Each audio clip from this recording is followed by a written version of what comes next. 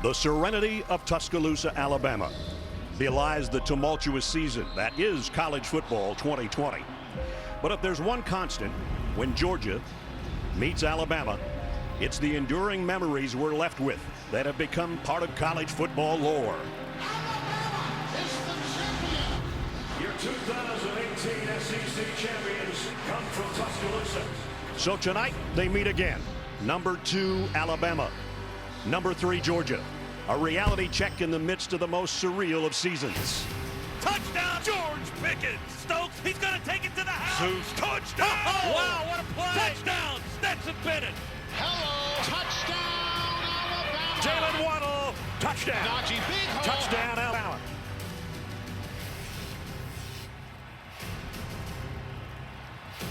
Better buckle up. It's not easy playing in Tuscaloosa.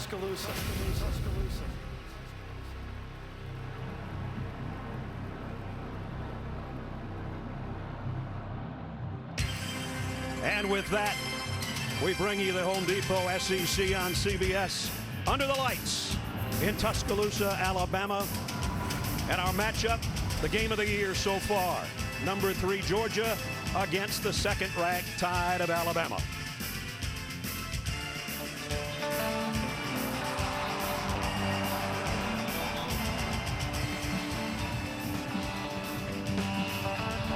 And as Leonard Skinner always brings us to Bryant-Denny Stadium, you don't want to go to battle without your top general.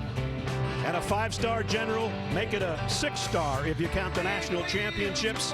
Nick Saban will be on the field tonight leading his team against another former assistant in Kirby Smart and the Georgia Bulldogs.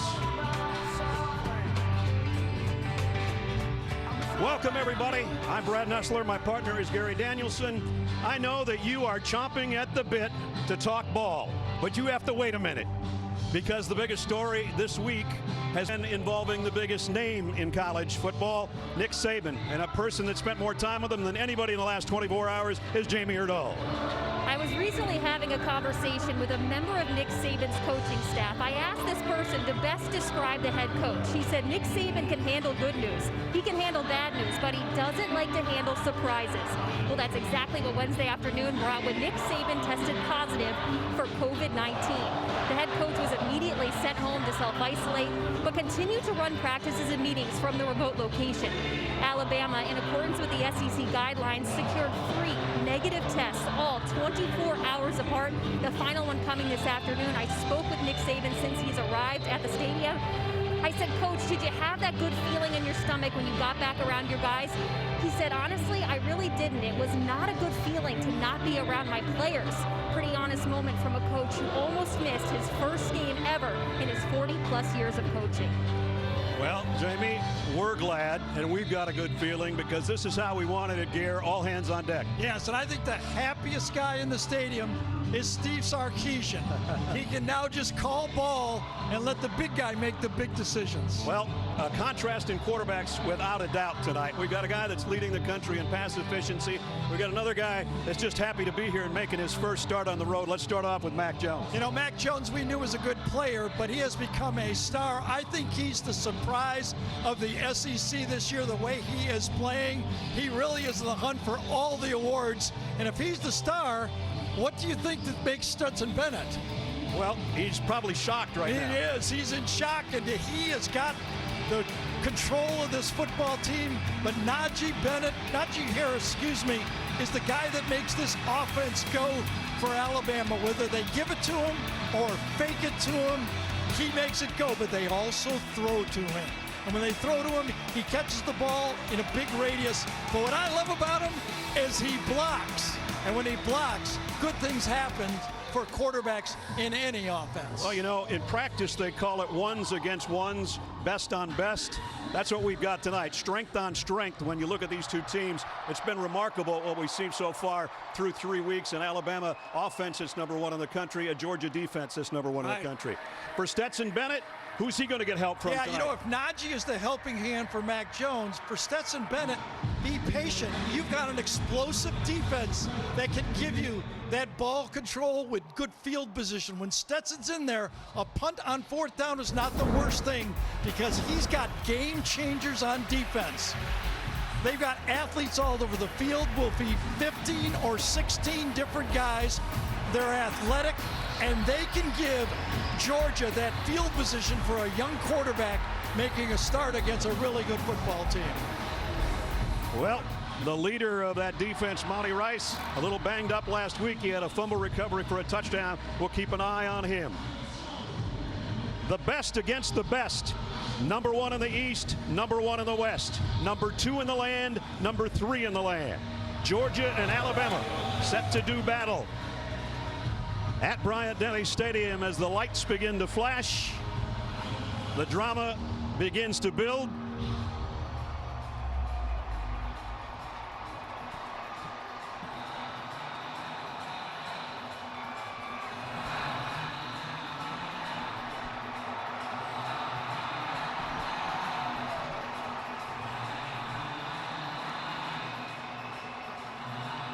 And the Tide set to take the field.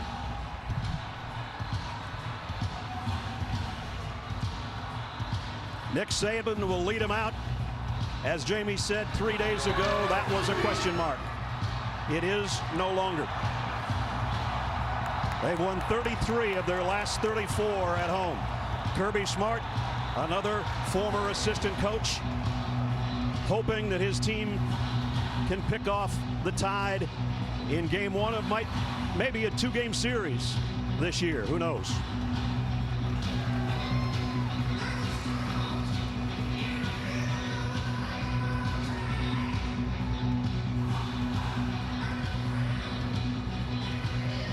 The 70th meeting between Alabama and Georgia. Here comes the Bulldogs.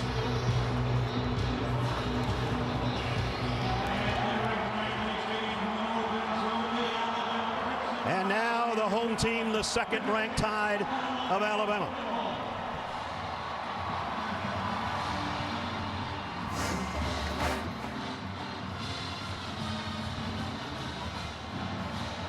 Biggest game of the year so far, about to kick off in Tuscaloosa. The Home Depot, SEC on CBS.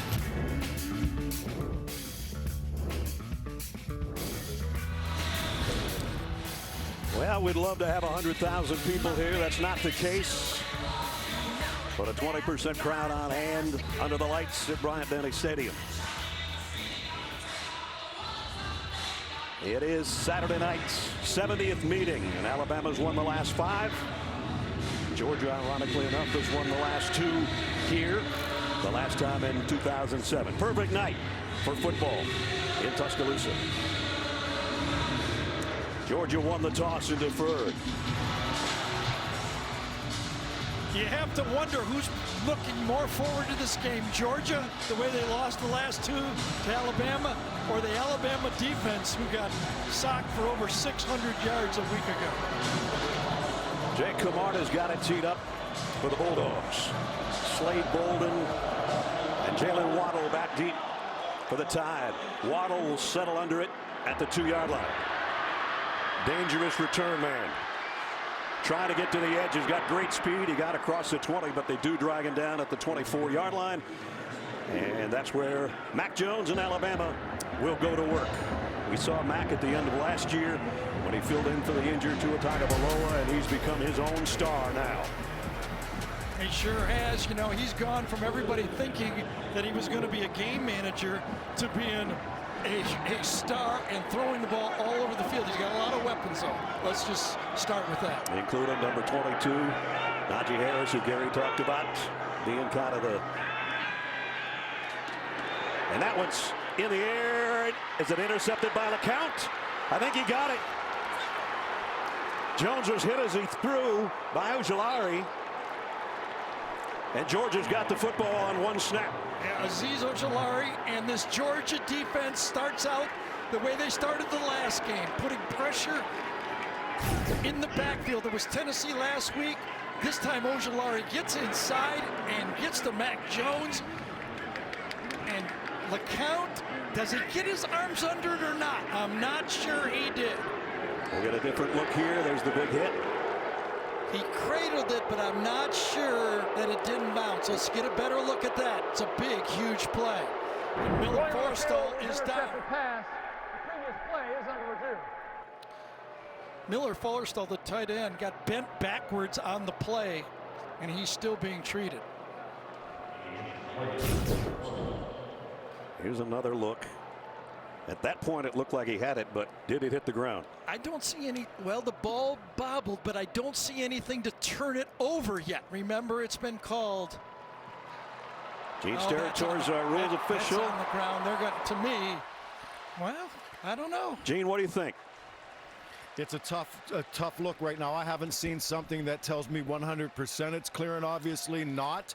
This last look that we are looking at, it appears the football's on that ground, but we can't see the right hand, which may have secured that as he's gone down. Here's a good look now. Yeah, I don't think his right hand was on it, though, was it, Gene? It looked like it was outside, and then he cradled it. It does, Gary, but when we use words like we think, correct, or it appears, right. then we're hovering in that area where we've got to follow the replay law, at this point. That's why you get the big bucks there. Hey, Gene, we weren't planning on using you on the first snap, I'm happy to be here, guys. I'm happy to be here. If it is an interception, it would be LeCount's third of the year already. He's the leader of that defense back there, playing the spot that J.R. Reed played for so many years, and LeCount moved over to that spot. Those two played together for basically 3 years in the Georgia secondary. Didn't think he had his right hand on it to me. It looked like it hit the ground to me. I don't know if there's a view that can give us no, that's right. anything. And Gene is the replay official. Are some more aggressive than others, or do they it's personality up there as well?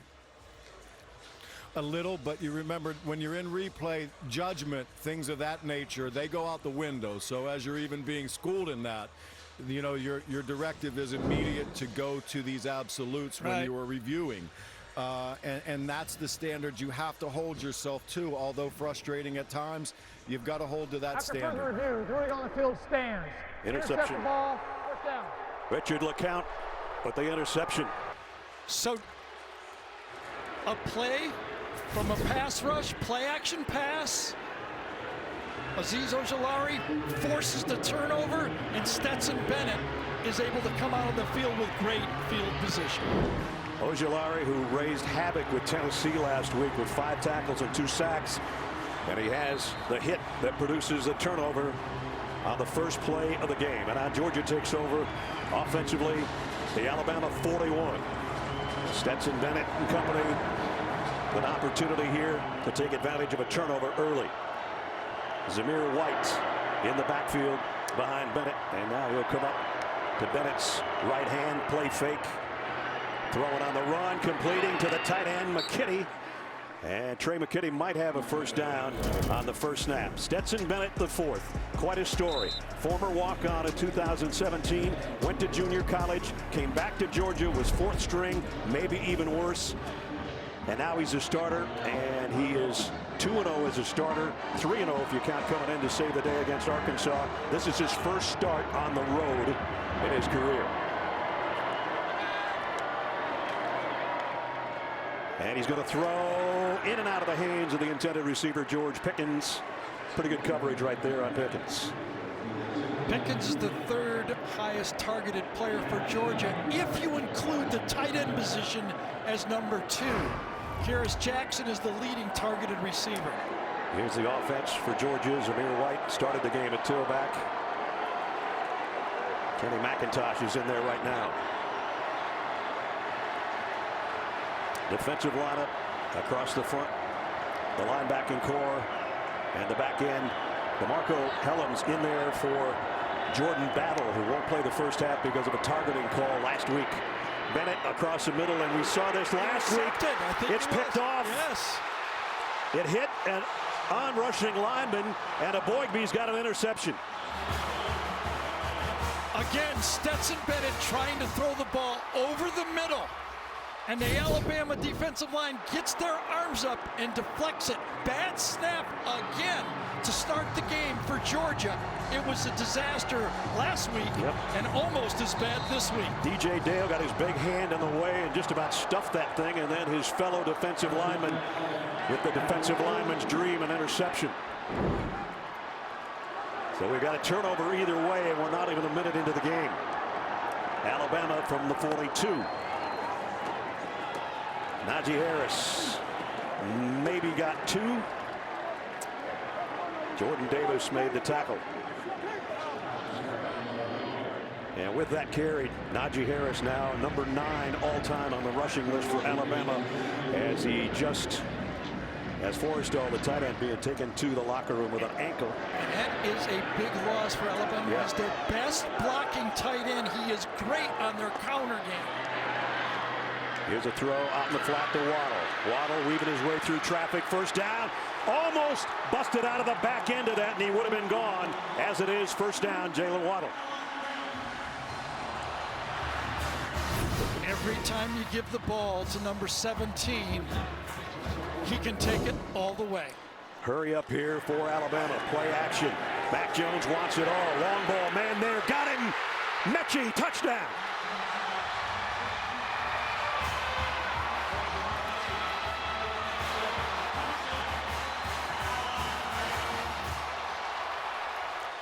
"40-yard touchdown strike to John Mechie." Mac knew where he was going all the way. Bump and run. That's the game plan for Georgia. He gets a blitz off the edge. Picked up the right protection for Alabama. They were ready for that short corner, and you threw the takeoff against the safety. When you have the right protection on, you know as a quarterback, I got exactly what I want. Extra point is up. Been good. We expected some fireworks. I'm not sure in the opening minute and a half we expected 2 interceptions. The first one suffered by Alabama. The second one a Boyd B. And then 2 snaps later, Waddle weaving through traffic. And on the hurry up, Mac Jones. John Mechie, 40 yards. Touchdown, Alabama. Tide leads 7-0.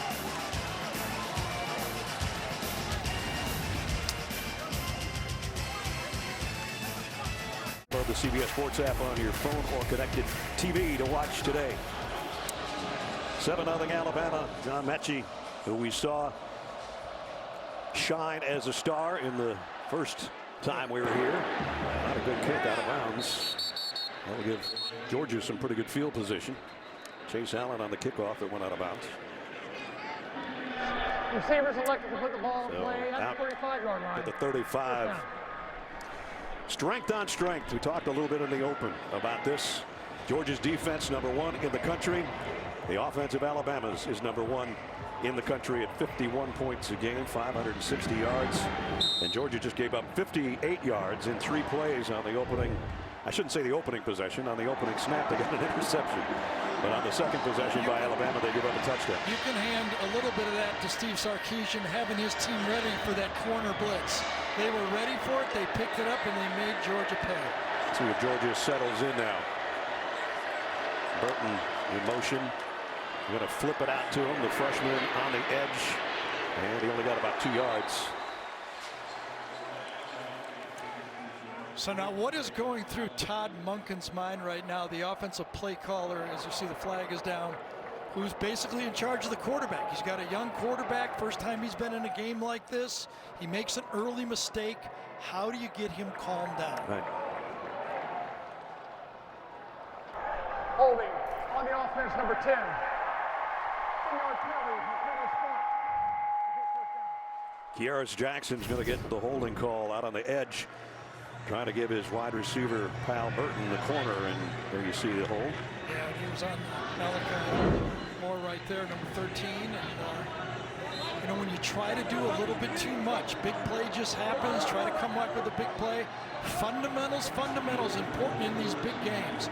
Whoever does the little things the best usually ends up with the victory. Georgia's the worst team in the SEC in penalty yardage. That was a big one. Here's a flip to Kearis Jackson. Zamir White trying to get a block for him. Got about 3 yards, and that's it. Well, that was a really nice job by Josh Jobe that time, the outside corner. He would not allow the sweep to get outside of him. He kept his inside shoulder on the blocker and just kept stringing it out and stringing it out. James Cook checks in for Georgia. Didn't play last week. They have their full complement of running backs for this one. The guy they'd like to get the ball in space. He's in motion.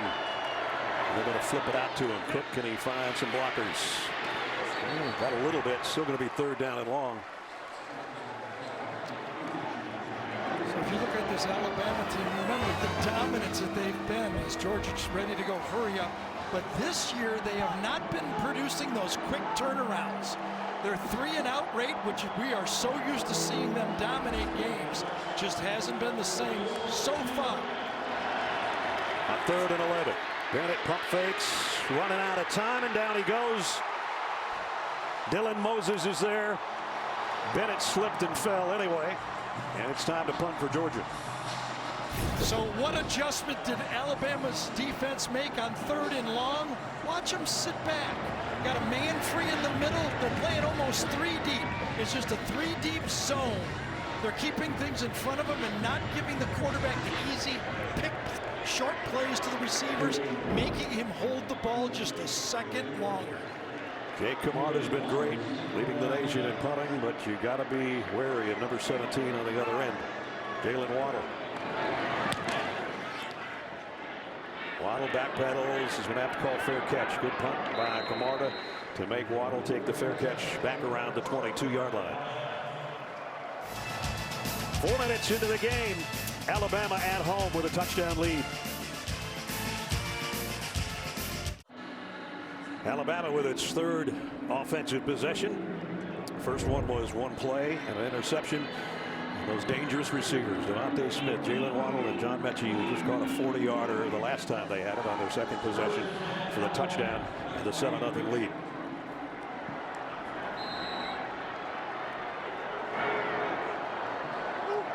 So the Tide works from its 23-yard line.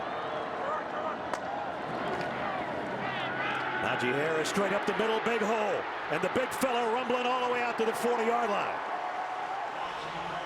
Cute little play this time. They bring the tight end in motion and then right isolation. Watch, little inside move, wiggle, wiggle, and then follow the tight end into the inside to make a big running play right up the gash of this Georgia defense. Stiff arm on Richard LeCount that got him a few extra yards out to the 40. Jones looks right, comes back to Najee Harris. It's batted down by Ojulari. Incomplete. That's a great matchup. Azeez Ojulari against Alex Leatherwood, 2 stars. Number 70 right here against Ojulari. Ojulari was actually named the defensive lineman of the week in the SEC, even though he's an outside linebacker. But Alex Leatherwood says, I did perfect on that one. Yeah, the guy's just fast. He knocked down the ball. Ojulari with a great game against Tennessee last week. 2nd down and 10. Najee Harris trying to bounce it outside, and this time helmet comes off. Scene has him wrapped up, and Najee will pick up his headgear. He moved into number 9 all-time spot by himself in the rushing list with his previous run. And you know who he passed? Johnny Musso. There's a name. Who was also number 22. They used to run the wishbone when Johnny Musso was here. Brian Robinson will take his place for at least 1 snap, and they don't lose much when Robinson comes in. No, he's been a hungry ball carrier when he gets his chances to carry the rock. 3rd down and 10. Here comes Georgia bringing the house over the middle. Caught on the run. It's Mechie again. Mechie trying to get to that 1st down marker is about a yard shy. Well, Alex Leatherwood again picks up the blitz this time. A beautiful job inside. Watch Leatherwood sort out who he's got, and he picks up the corner blitz and allows Matt Jones to step up and throw that ball. Boy, that is good. And we all remember Alex coming in that national championship game, filling in with Jonah Williams, got hurt. playing left tackle as a true freshman in that game. The offense kind of stood there for a second on 4th down and 2. And now the punting unit will come out. Sam Johnson.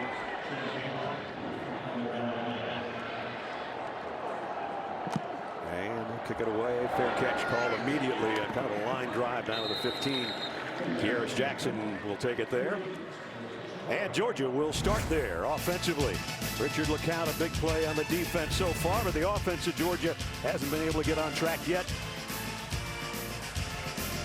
About decoy with Najee Harris in the open, but they used him, then they fake it to him to get the big play, and then the last time when they ran the ball right up with the ISO, Billingsley, the reserve tight end, comes in and gets a clean block, and he gets to the second level. The hub of this offense runs through number 22. Very smart to use a guy that's in the Heisman hunt, or will be probably by the time the season draws to a close. All of the passing game has been very short, short throws by Stetson Bennett. They still have not been able to find a way to get George Pickens involved in this offense. Zamir White hit immediately, and I mean down immediately. Byron Young hit him as soon as he got a handle on the football. Well, remember, this is a defense that played 86 plays a week ago against Ole Miss. We watched the game with our jaws on the ground. Yeah, we did. Right? I mean, how could you not watch that Alabama defense? But I knew they'd be hungry to come back and atone for themselves tonight. They had to be ready to play. 2nd down and 10, just outside the 15. No gain for Zamir White on that carry. They'll try him again, left side. This time he's got some room to run, and he's got a 1st down. Out across the 25. Best play of the night so far for the Georgia offense. So that Georgia offensive line, they've got to step up and help their quarterback as well. And this time they do. They pick up the inside blocker and Zamir White, who was nicked a little bit last week. We came to find out on that very first play. Yeah. He really turned it up with an aggressive run on that play. That's the best I've seen him look. Had 50 carries on 50 yards on 22 carries last week. Boy, another one batted balls again. Yep. How many times did it happen against Tennessee? Like 3 times last week. I think so, right? and it's already 2 in this football game. And remember this, when you watch this Alabama team so far coming into this game, their defense had 115 passes thrown against them, and they've only had 5 sacks. They really have not been putting the pressure on the quarterback, but that's just as good right there, and that's the second one over the middle. You gotta believe that was coached all week, as many times as Stetson Bennett threw the ball over the middle last week. If you can't get there, get your hand up. And DJ Dale has swatted 2 Stetson Bennett passes away so far. White to the 30. Bring up 3rd down and a long 7.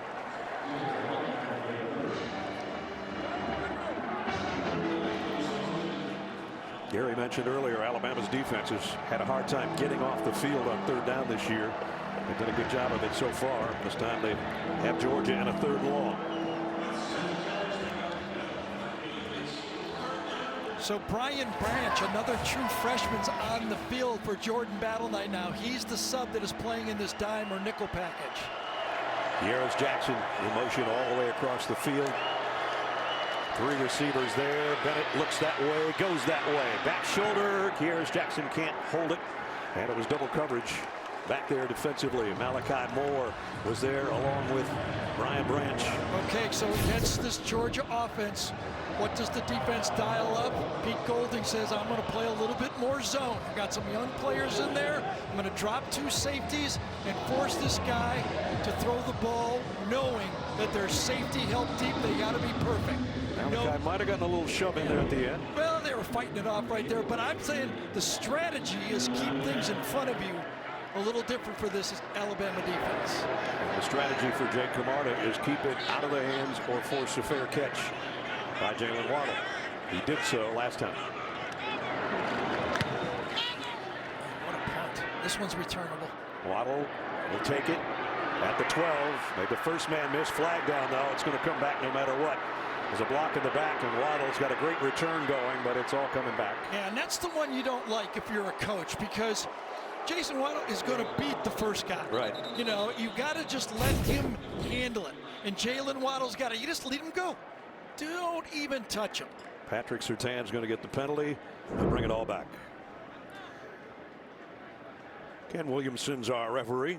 It would have been a 58-yard, rather it was 58-yard punt and a really nice Blocking return. back, receiving team number 2. Half the distance to the goal from the spot of the foul. First down. So we've already seen Mac Jones throw a deep ball, and he is good at it. Came into this game hot, and he has stayed hot throwing the ball deep. CBS Sunday Night Movies are back every Sunday in October, and tomorrow get together for Ferris Bueller's Day Off. CBS Sunday Night Movies tomorrow on CBS. Brad Nessler, Gary Danielson, Jamie Rodall, and our CBS crew in Tuscaloosa. Mac Jones taking the field, Gary. Yeah, here's what I wanted to talk about. Throws more than 15 yards down the field. He's already hit one in the game for a touchdown. Came into the game a 70% completion on throws more than 15 yards. 16 for 23, 5 touchdowns. Add another one for 6. We kidded with him yesterday. I said, you know, you're almost at 80% completion. Can you at least warm up a little bit? Yeah, not all of them those little gimmies either. They're throwing the ball downfield. Najee Harris bounces it outside. Richard LeCount trying to get to him, doesn't. He's knocked out of bounds, but he got a good gain before Nolan Smith. He has such quick feet, great vision. You know, when you try to tackle him up high, he runs over you. He leaps over players. We've seen him do that in the past. But watch his quick feet. LeCount is a great tackler, and he just kind of dives away from him.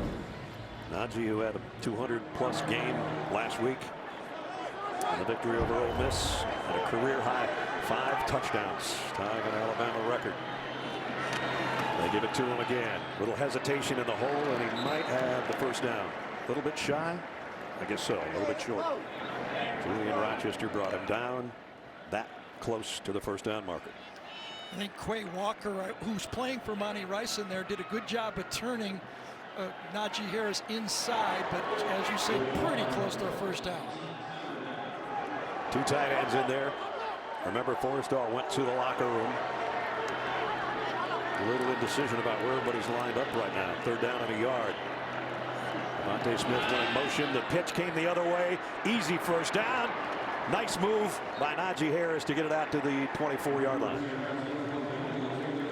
So as good as those wide receivers are, when the Alabama offense is championship level, they're keeping you off balance with a great running back, eating up the clock, keeping their defense on the sideline, and they do it with the great backs we've seen here forever. Hasn't been fun so far to watch 22 run and number 2 try to bring him down. Well, LeCount is one of the great players we have in this league. Right. Play action. Jones wants a big one again. He's got a man open. Went through his hands. And it was Jalen Waddle. See, that's the tough part if you're a defense. When you throw off the play action pass, that allows these receivers to get 15, 18, 20 yards downfield. And you're right. I mean, that's a catchable ball. A little high, but that's what he does all the time. Yep. And Forrestall's coming back out from the locker room, so that's a good sign. 2nd and 10. Harris hitting at the line of scrimmage, bounces off and got a couple out of it. Jordan Davis got over there to help on the stop. Najee Harris just keeps emerging as a running back, the center of the attack. When we were here against A&M, he had 12 carries for 43. He's already got 40 yards in this game, right? Isn't he? Something close to that. Got 39 on 7 carries. So 3rd down and long. Big stop here for this Georgia defense. This is where they like you.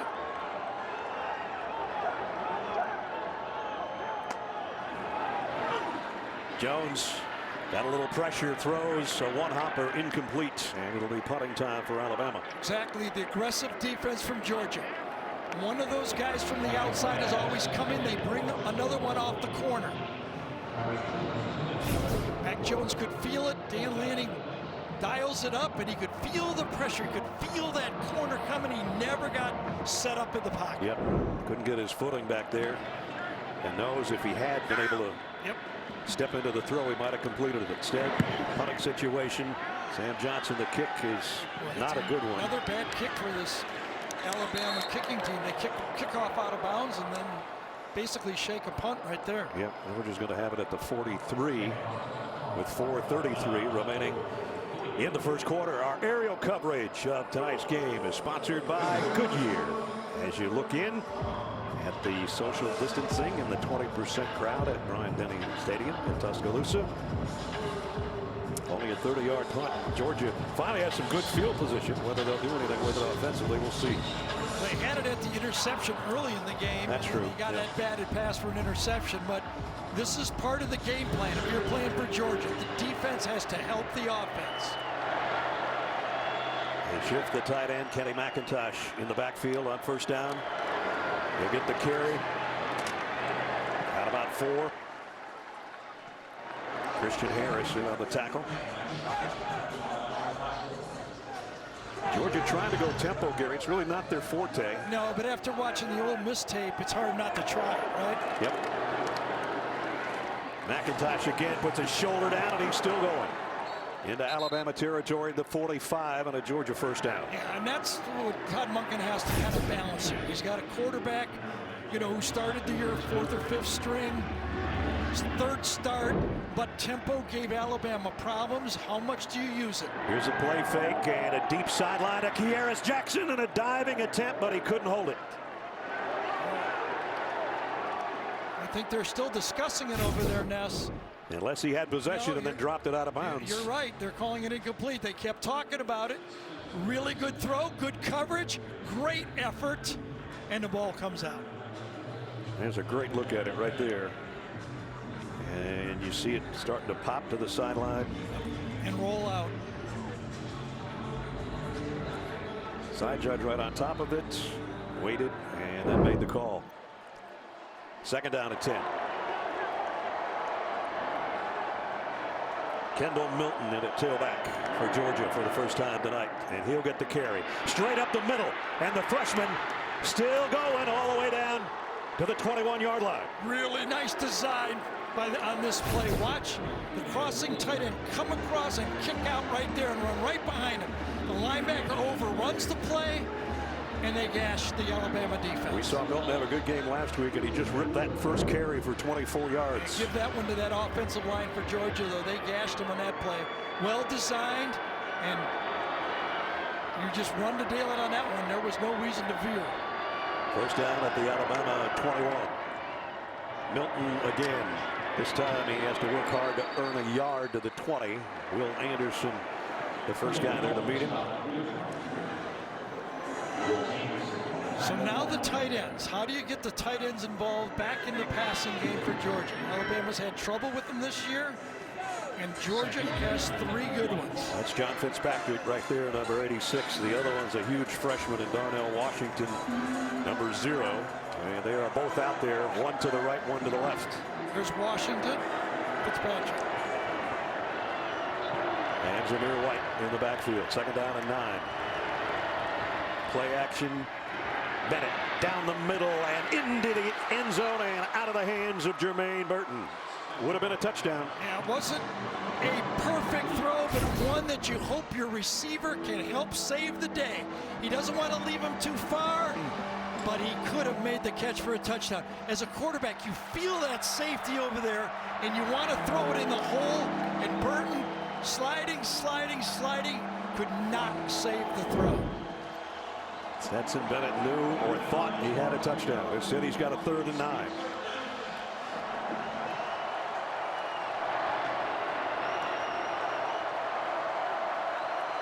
Play clock down to 3. And they might take a timeout here to try to save a play. Timeout, Georgia. Kirby Smart comes out to call the timeout with 2:29 remaining first quarter.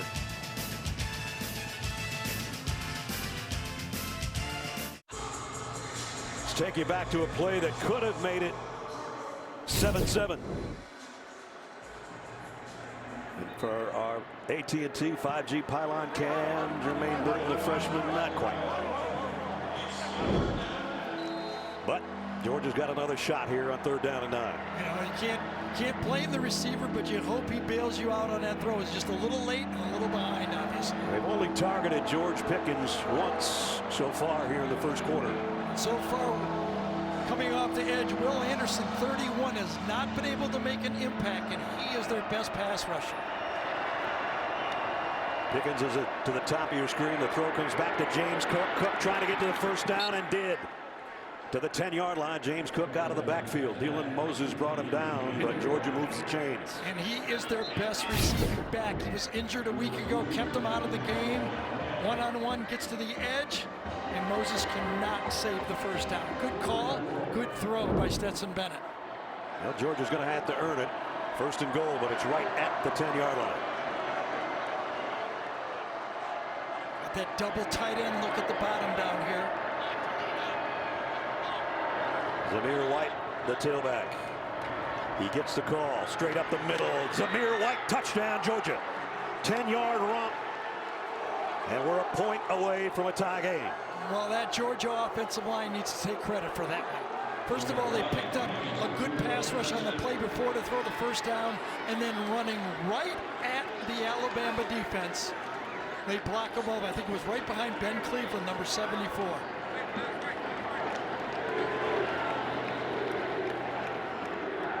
Jack Podlesny in for the point after.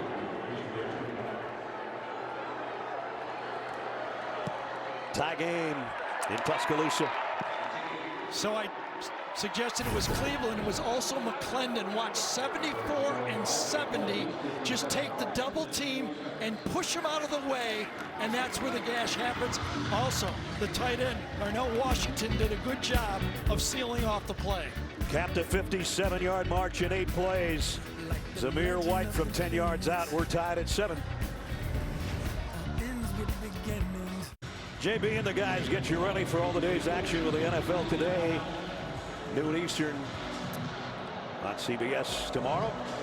I'll tell you the highlighted game after Jake Camarda's kick.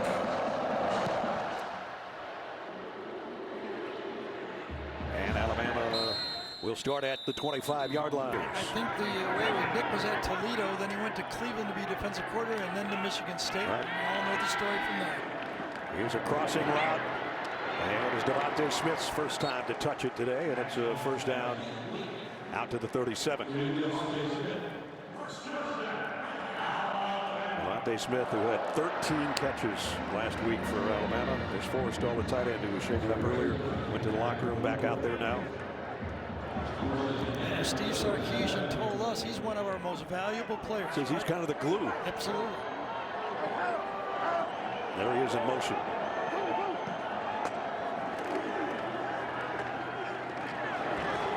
Into the middle of the pile, and still backpedaling for a first down is Najee Harris. And what they like about him is he finds his block when he moves. Watch what a good job he does. It's basically an isolation. Number 87 is going to go in motion, and then he fits his block and allows Najee Harris to go right off the backside of him. So a first down out at the 47-yard line. Alabama equal pass and run combination so far. Mac Jones going deep down the middle, just over everybody's arms. John Mechie, the intended receiver, and Georgia had a guy out there that almost got a hand on it to try to pick it off. Yeah, I think Mac Jones is very fortunate on this throw because he did not know what was happening downfield, and this could just as easily been picked off by Stokes. Under a minute to go, first quarter, and second down at 10. Georgia with that shift on their defensive front. Brian Robinson on the run. And when he gets in, he wants to make something happen so he can get more carries. And he got it into Georgia territory at about the 47-yard line. But the Georgia linebackers do a good job of coming from behind this corner, counter play, and making it. Watch this, come from behind, he sees it. Watch Nakobe Dean, sees it, goes behind it, and almost makes the tackle.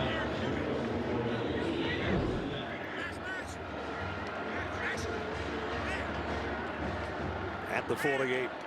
Najee Harris trots out as a wide out to the top of your screen. Empty backfield. Jones throws complete. Mechie, no, he dropped the ball. Incomplete. Had his hands on it, couldn't hold it. Well, one of the strengths of the Georgia defense is they really have 3 corners they love. This time it's Tyson Campbell, number 3. He gets beat inside, but he stays with the play. He doesn't give up on it. He keeps fighting, and from behind he kind of rips the ball loose. Good play by number 3, Tyson Campbell. He, Stokes, and DJ Dale, 3 really good SEC corners. Punt is a wobbly kick. Fair catch taken around the 14-yard line by Kearis Jackson with just a couple of seconds remaining in the quarter. I think some of the good news for this Georgia football team is how they've been running the ball. Remember, they've had 1 big sack, but they ran the ball for 49 yards already in this football game. When they run it, they're a good offense, just like the Alabama team. I didn't know if they could. They struggled last week running the ball against the Tennessee defense, but so far so good. This Georgia offensive line has stepped up. There's the Georgia ground game in the last 3 years. There have been some great tailbacks mixed in there over the course of those 3 seasons. Right now it's Milton, the freshman, in there. McKinney, the tight end, on the move from the 14-yard line. Final play of the quarter. And it's Milton who got about 3 to bring the first quarter to a close. End of the first quarter in Tuscaloosa. Tie game with number 2 and number 3 in the country, 7 apiece. We'll return to Tuscaloosa after this message and a word from your local station.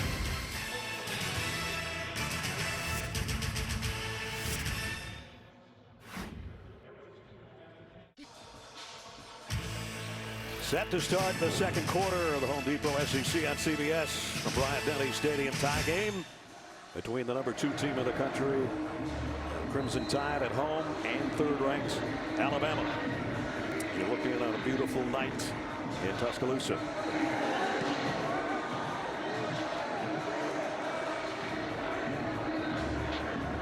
So Georgia with a 2nd down and 6 to open the quarter.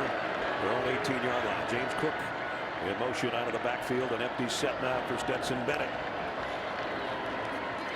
Bennett going to go deep. Man's there. Got him on the run, and it's James Cook, and he is gone. Touchdown, Georgia. 82 yards.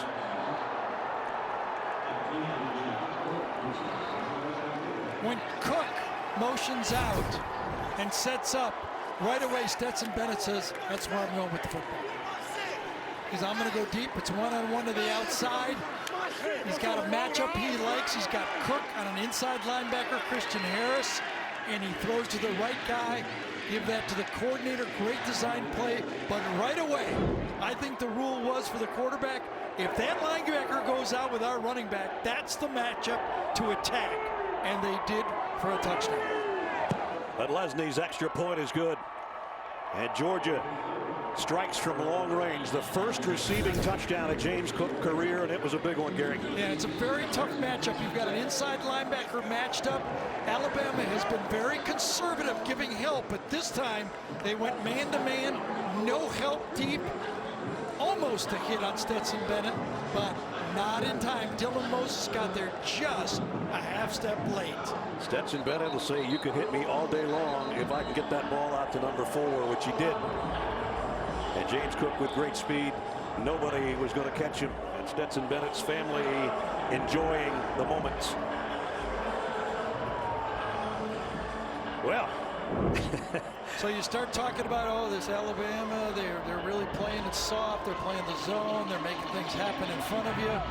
One time, they go man-to-man, and Georgia was ready for it. The quarterback comparison.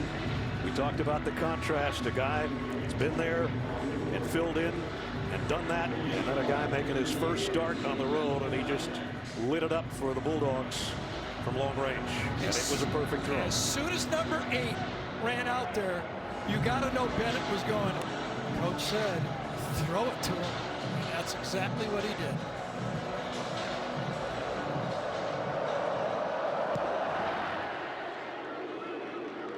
Kick will go out. Alabama will start at the 25-yard line.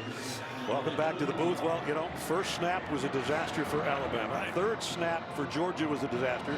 Back-to-back interceptions. Then everything sort of settled down until a second ago. You know, Brett, I had a great coach, Ted Marchibroda. The late Ted Marchibroda used to say is, be patient with your adjustments. It's a long game. Don't panic. So early things happen, but just stick with the game plan. And Georgia has stuck with the game plan, and it has paid off. Let's see if Alabama can answer now as they work from the 25. Forrestall in motion. Mac Jones, play action. He's going to zip it down the seam, and it's complete. And it's a first down out to the 42 to Devontae Smith. So now you wonder if Alabama starts to say, well, we thought we might be able to keep this into a low-scoring game and control the ball. Or does Stark start saying, all right, I'm going to start faking and I'm going to start winging it? When you score 51 a game on the average, we'll see. Got a long ways to go, but Alabama trailing, which isn't something they're that used to. Pickup of 17 on that throw to Devontae Smith. That's Mechie in motion. Mac Jones looking for more. Throws and caught. Wow. I didn't know if it was going to be an interception or a reception, and it's Mechie with the catch. I think it was Devontae coming back for that. Devontae Smith was at number 6, I think. He does a great job. He's downfield. He's right there. Yeah, you're right. Watch him come back for that football. Almost intercepts it. The Georgia player. Tyreek Stevenson has his hands on it, too. I know. Now that is a receiver you love to throw to. A guy that will come back and catch that ball like that. You throw it, you go, oh! That big guy. Just like that, Alabama at the Georgia 45. Jones pressured this time. He's going to throw at the very last second without getting across the line of scrimmage. And Ojulari was putting the pressure on number 10. That's the balance that Sarkisian has to play with. It's not just scheme that this Georgia defense puts pressure on the quarterback with, you know, complicated blitzes. They're tough to block one-on-one. That front and their outside rushers, they're very skilled. They've got a lot of them. They stay fresh and they stay hungry to chase the quarterback. So you got to stay in balance against that ball-hawking defense. Najee Harris goes out to the top of your screen as a wide receiver. Jones, a quick slant complete. Devontae Smith again, another first down. Seam drops him. And they'll move the sticks again, and it's the Devontae Smith drive right now. Devontae Smith was basically a superstar as a freshman, and he's still the hardest worker on the team. Jones, play action, getting some pressure, and they just lob this one away. That might be intentional grounding right there. He was in the pocket. I don't know if it crossed the line of scrimmage, and I think he was saving a sack.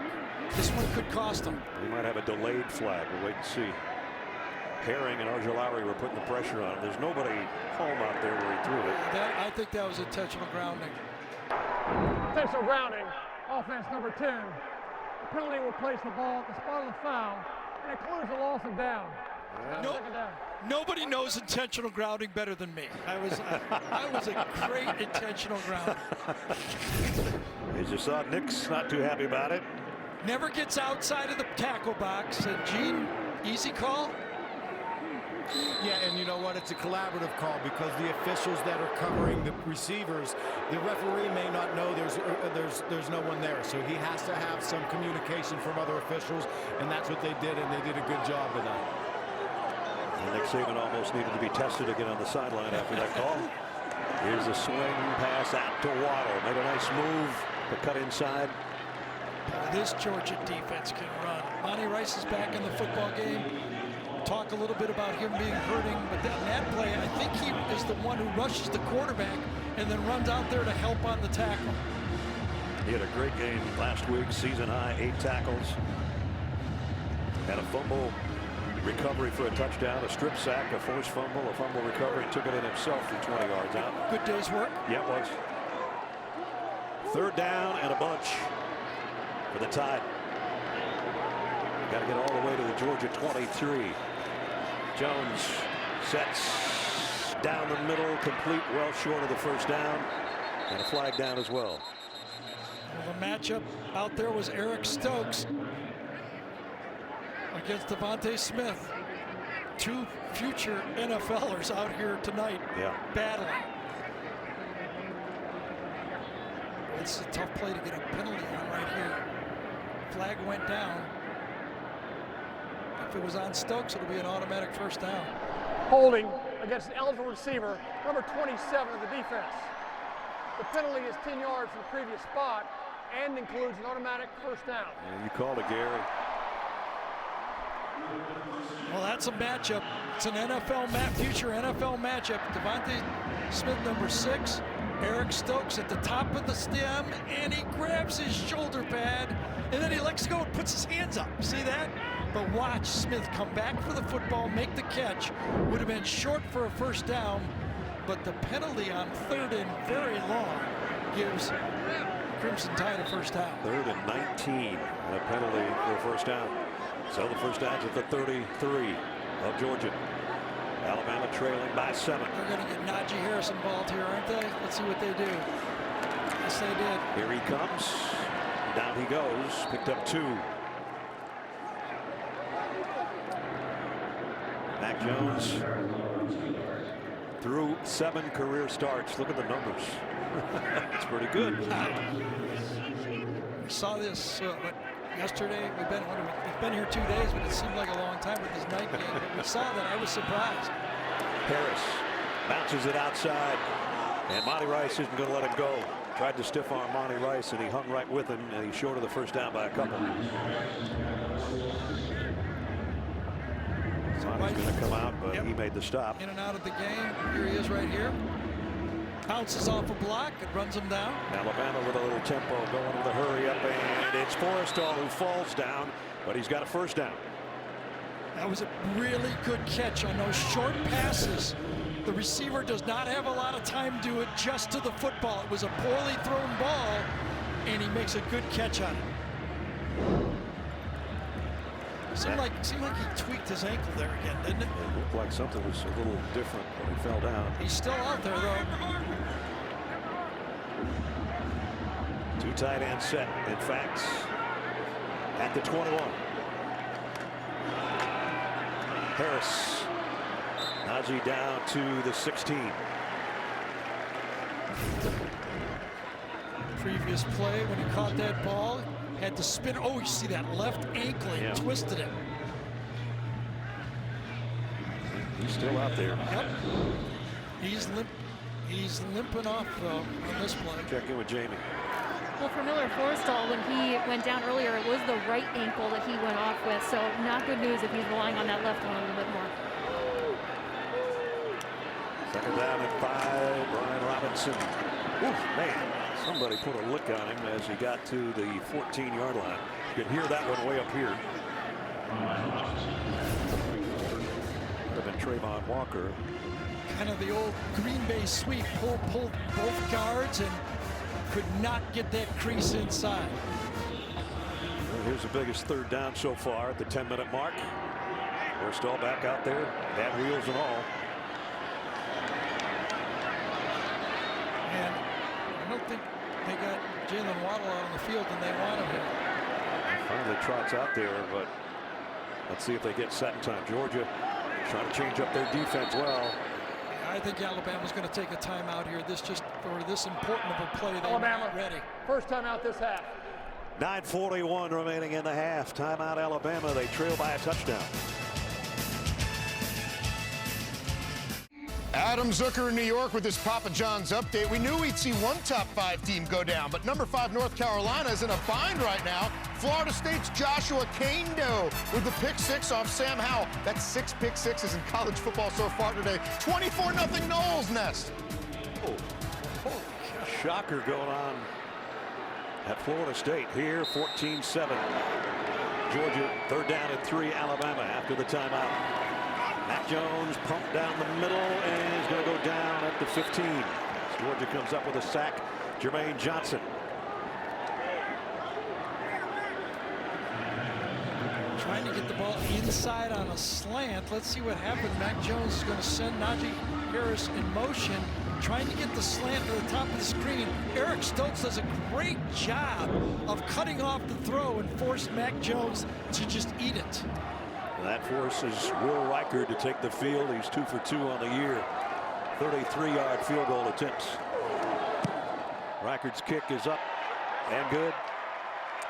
So Alabama looking to tie it, but they have to settle for 3 at the 9-minute mark. Georgia on the road with a 4-point lead.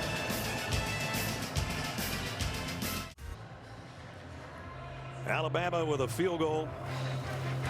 Caps a 60-yard drive, but they were looking for a touchdown. And they were going to go to Smith. Right here is where they tried to get the ball to. And watch how open he is. He's got a matchup that he wants. He's got Nakobe Dean, number 17. And Dean does a really good job of forcing the quarterback to pull the ball down. Nakobe Dean, an inside linebacker on a receiver, did a nice play. Considering on that drive, Gary, they had a 3rd down and 19 and got a 1st down by penalty. Georgia, that's a win for their defense. Absolutely. To force a field goal.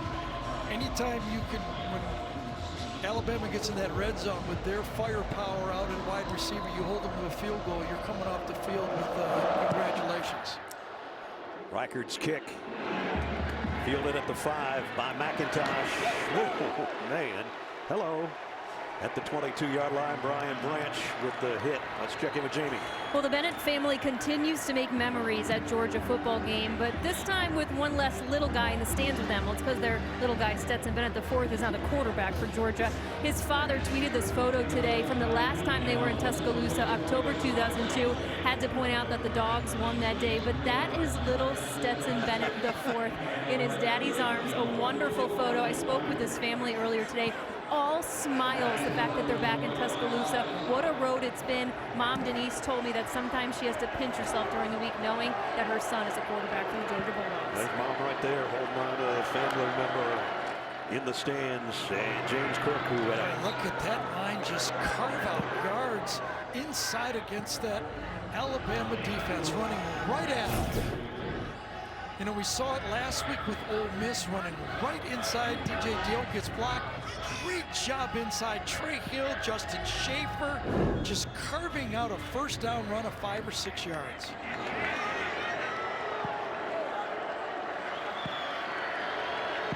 Cook stays in, 2nd down and 5. Burton in motion. Cook again. It'll be 3rd down and a couple. Now, over the years, so many years that Alabama has had a dominating defense. And you can see over the last season and this season, things have changed a little bit. Nick Saban's very aware that the days of holding everybody to 9 points a game probably isn't going to happen anymore. That's the point. And the offenses he had with Tua, people are going to play up-tempo and throw a lot of points at you. So it's just a different way to measure good defense. But it's not good enough tonight. Not yet. They're being gassed inside in the running game. Bennett lobs one, got it complete, and it's George Pickens for the 1st time with a reception and a 1st down. If they can keep George Pickens patient against the zone this time, he's matched up inside in a matchup zone against the inside backer, Dylan Moses. If Pickens can stay patient, he can be very valuable. Pick up at 19. Bennett's going to run this all the way.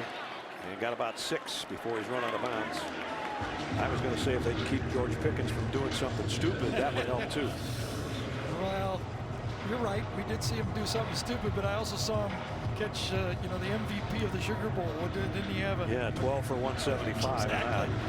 He's got a lot of talent. They got to find a way to keep him in the game even when he's not being thrown to all the time. We're talking, if you missed it last week, the infamous water bottle drive that cost Georgia basically a touchdown. Bennett, quick slant. Kearis Jackson couldn't quite get to it. Here's what we're talking about. Some of the things that George Pickens can do despite his elite talent as a wide receiver. Garrett Garantano going out of bounds, and George decided that he might need to be watered. And that was a unsportsmanlike conduct penalty. One play later led to a Josh Palmer touchdown reception. And there you go. And he's a big timer when he's got his head in the game.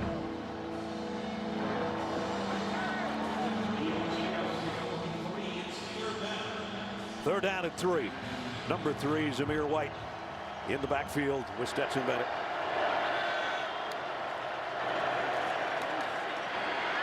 Down the middle, complete. Fitzpatrick, the tight end, and a first down. So you have time to throw the ball because Alabama's starting to bring people. Watch Cleveland, number 74. Looks up, nobody there, and takes the outside rusher to clean the pocket for the quarterback to step in and throw. And now Bennett off the RPO, trying to get it to the outside to Burton, incomplete. Nice play out there by Josh Jobe in coverage. You know, I get the feeling for the Georgia football team is they just enjoy playing for Stetson Bennett. They like the guy, they like his moxie, they like the way, you know, he stays in the pocket, he occasionally scrambles. They just like their guy, and that's half that position. You gotta have your guys believe in it. The big play of that yardage you saw was an 82-yard pass play to the guy that's in the backfield with him right now, James Cook. Harris Jackson's been his favorite receiver so far through a month of the season. This one is Cook. And James Cook moves it down to the 32-yard line. Another zone drop for that Alabama defense. They got burned on the man-to-man play for the touchdown. They dropped back into zone on that play. Now they come in with their dime package. Georgia with a 3rd and 5. Came in 46% on their third down conversions. And without Jordan Battle being out there, they bring in another true freshman. That's Bunch back there.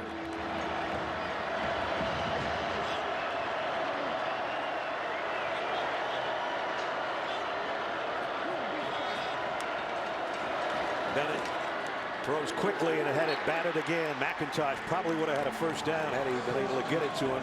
Christian Barmore, I think, got a hand on that one. That's been really, when Bennett hasn't been throwing it over him, he's been getting it batted down. Players are open, but he couldn't get it to him. Nice deflection. Jack Podlesny last week became an instant sensation as a kicker for Georgia. Good from 34, 47, and 51 last week against Tennessee. He'll try this one from right about 50. And he got it. How about this guy? You take over for a legend in Rodrigo Blankenship, and he says there's nothing to this silly game. Rodrigo who is what he says. So Georgia tacks 3 to their lead. They're up 7 with 5:42 to go in the half.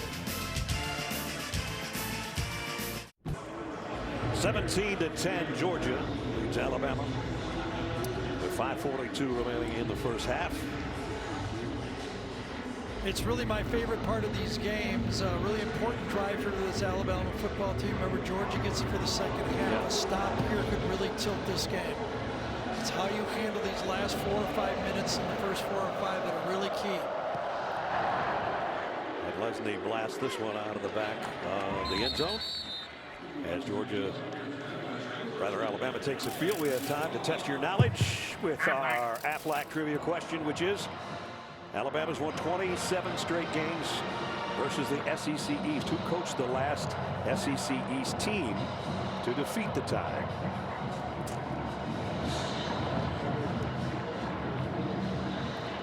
What you know before halftime.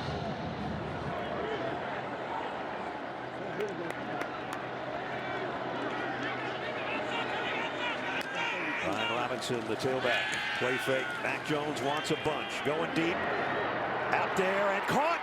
Jalen Waddle with Monty Rice all over it. Well, that's a mismatch. Well, they're playing zone when Waddle crosses the formation. Rice runs with him. It's underthrown, and that's as good as Rice can do on the play. It's just Jalen Waddle going up and making those plays, as we said, we're used to watching him play. 38-yard pickup to the Georgia 37 in one quick snap. That's Waddle in motion to the slot. On the left side as Jones is looking for more. Crossing route complete to Mechie. And Mechie's forward progress gets him to the 35. Here's that matchup we were talking about. Alex Leatherwood, the left tackle. Good job. Watch him give the quarterback. Just plant, and run his guy. A good guy, Ojulari by him. And Monty Rice got beat on the last play, and he's in coverage, and he makes the tackle on this play. Good football player. You bet he is. Second down and 8. Forrestal is going to settle in and now continues to move and lead block as Robinson goes down. No gain. Ojulari made the first contact. Ojulari and Monty Rice were both there forcing that bounce out that time, and that's that Georgia defense. They're so good against the rush. It's been a long time since a running back has scored against this Georgia defense. Last year it went forever before somebody got in the end zone. Najee Harris checks back in on a 3rd down and 9. Georgia shifting on their defensive front. Jones, deep drop, directs traffic and then throws a strike, complete to the 20. Boy, I'll tell you, anytime I had a problem, or I the first guy's not open, I'm looking for Devontae Smith, because this guy comes back to the ball as good as anyone you've ever seen. He senses where to go, and watch him come back and bail out the quarterback again. He's covered, he's open. He makes himself open. A future star in the NFL. He's already been a star for his 3rd year in college. 5 catches in this half.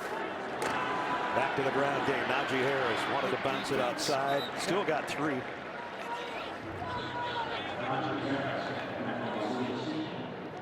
He is a load. He is, but Lewis Seen, number 16, comes up as fast as you can and makes that tackle very cleanly. When I talked to Dan Lanning about his defense, I said, who do you really like back there that we don't talk about enough? And he says number 16, Lewis Seen. In the red zone, Alabama with 3 minutes and change remaining in the half. Jones fires to the corner. Devontae Smith, touchdown Alabama.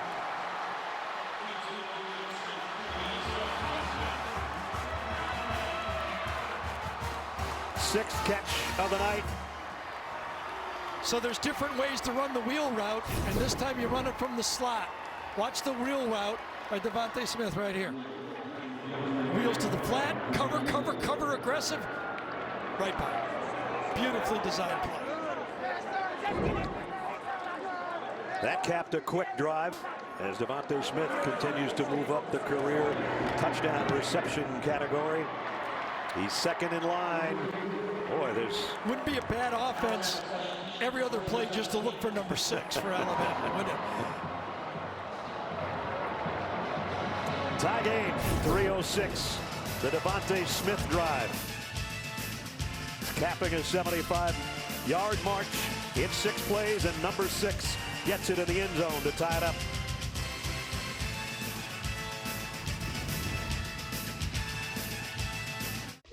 Adam Zucker in New York coming up on the Geico Halftime Report. BJ, Rick, and I get caught up on today's action, including the night in the ACC. Hendon Hooker for Virginia Tech flipping it to Khalil Herbert. He goes 22 yards. Hokies up 17-7 at the half.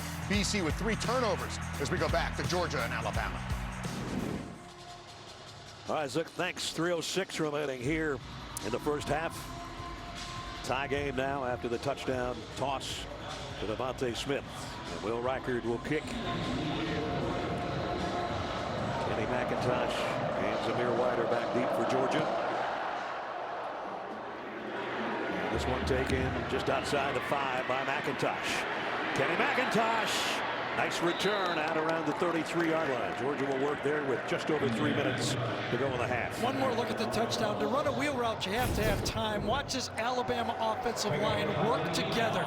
Dickerson, Ekiyor, and at the end, Evan Neal. Watch him pass out, work as a unit, shove him down, and at the end, Evan Neal blocks to the outside. Those are great pass rushers for Georgia, really athletic guys, and that unit up front gave Mac Jones time to hit the wheel route to the outside.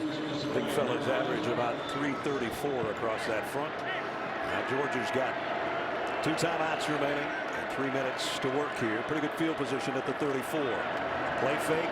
Stetson Bennett all day. Zips it out to Pickens. Pickens wheels around and got a first down, I think. Didn't look like he was going to get more than 4 or 5, but he did. Well, we saw George Pickens in the second half of that SEC championship game. Remember, he was suspended in the first half, and he put on a show, and you could see the elite talent he has right there. He's out there watching Devontae Smith, and he goes, let me do it. I can do that too. Got it outside the 44. This might be a free play. Stetson Bennett in trouble. Got away. And now he's going to run with it. And kind of an ugly slide, but he got a first down. I think it would have been a penalty on offsides on Alabama. Well, you were right, Ness. One of the Alabama players was in the neutral zone on the play. I think it was Young, number 47. And then Bennett comes to the end of the play, and he kind of gets clipped from the side right when he was trying to get down. But a very positive play. They got 2 timeouts and plenty of time. Here's a call. They're going to decline that penalty. Right.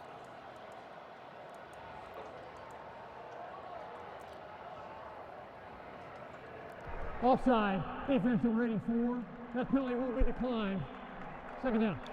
So Georgia and Alabama territory at the 46-yard line.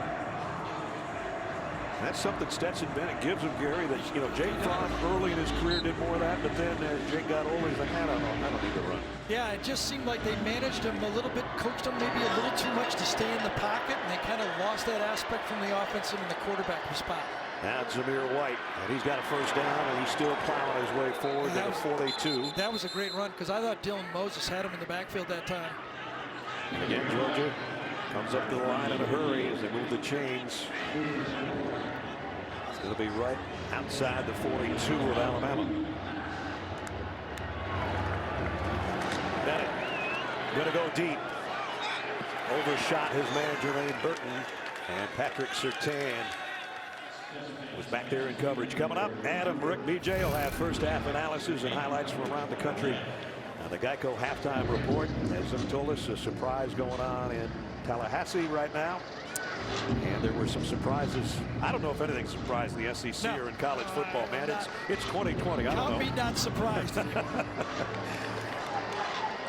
Kendall Milton checks in to the Georgia backfield. Demetrius Robertson is in a slot to the right, and he's coming in motion back this way. Number 80 for Georgia fans, playing 80 tonight instead of his normal 16. Milton. The 39, maybe the 38 at the 2-minute mark. Kendall Milton, who was the leading rusher for Georgia against Tennessee, with 56 yards on 8 carries last week. He's getting more and more time. They think highly of him. Comes out right now, but he's had a good first half again. James Cook back in. The edge rushers for Alabama, they've been knocking balls down, but nobody's been getting in there and getting that clean sack off the edge. It'll be Anderson and Allen, number 31 and number 4 from the edge.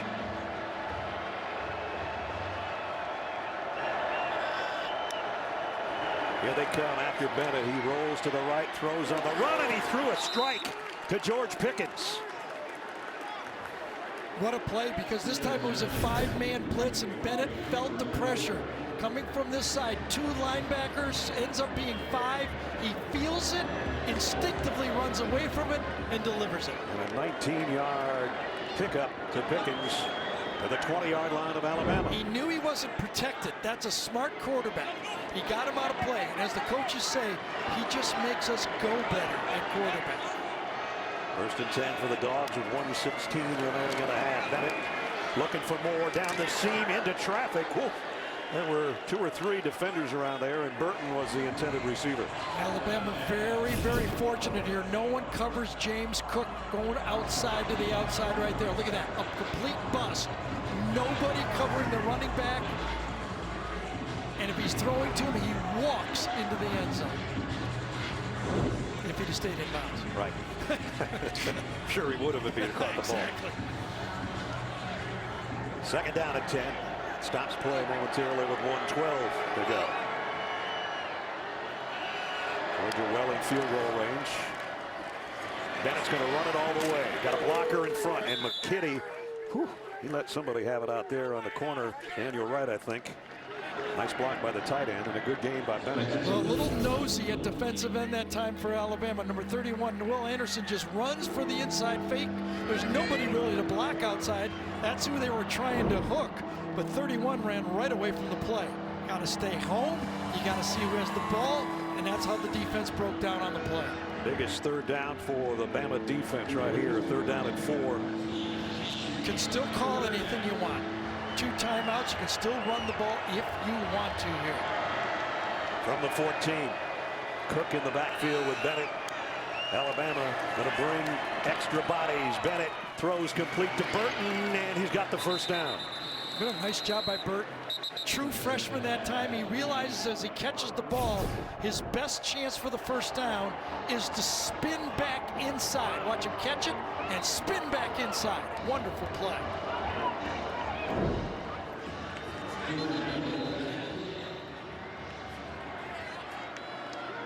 So again, for the second time, it's first and goal right at the 10-yard line for Georgia. And got a timeout. Georgia's gone 56 yards in a couple of minutes. And with 56 seconds remaining in the half, we've got time to answer our Aflac trivia question, which was 27 straight against the SEC East. Who's the last SEC East team to beat the Tide? Who was the coach? The old ball coach, of course. And there was the final in Columbia back in 2010, 35-21. It was Steven Garcia, Marcus Lattimore, the running back, and a really important player, Elshon Jeffrey, to the outside. Yeah. Those one-on-one plays, who's a similar player to George Pickens. Attack that bump and run to the outside with a tall receiver. They're reviewing the spot on the last play. Burton's feet got inside the 10, but maybe they're looking at whether the ball did. I thought it was for sure first down as he spun back inside, as Gary talked about. Right there, his feet are at the 9.5. And the linesman was right on the line as he came into. Yeah, I think his forward progress got over it, and I don't see anything there that can overturn it. See it? I listened to Gene one time. I learned. Gene, what do you see? After further review, I think what they're looking. the receiver was down at the 10.5-yard line. That's going to be 4th down and 1/2 yard. Ball will possession on the right hash. Holy cow! Here I had him at the 9.5, and he's at the 10.5. I know. I'm surprised there. I didn't. Gene, let's let you finish Guys, your comment. I think when Burton pivot, when Burton spins out, the right knee hits the ground before the ball gets to the 10-yard line. We see it on one of the latter angles, but if you watch this play right there, you see the right knee hit the ground. And if you go back and see that from the sideline, you'll see that the football is short of the 10-yard line when that knee contacts the ground. I didn't see that the first time or the second time, Gene. Thanks. So now, 4th down and inches. Amir White is 215 pounds of tailback. And Kirby said last week, if we can't make short yardage, we don't deserve to win, right? Yeah, but he tried Stetson Bennett in his own territory, and that didn't work. He tried Zamir White at the goal line, and that didn't work. Let's see who's going to be the ball carrier this time, if there's going to be one.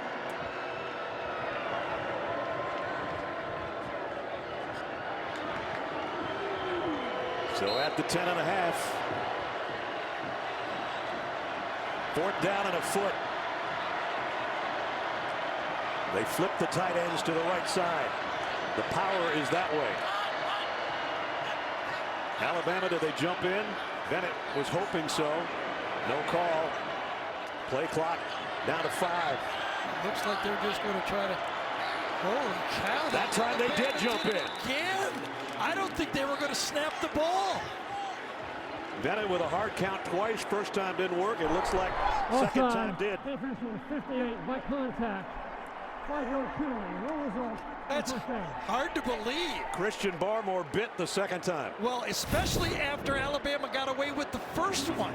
Georgia points the first time, but the second time it's offside. You can even see the Alabama players saying, come on, no. Bennett points to the first one and it doesn't happen, so he's all right, I'll try to draw somebody else off, and he does.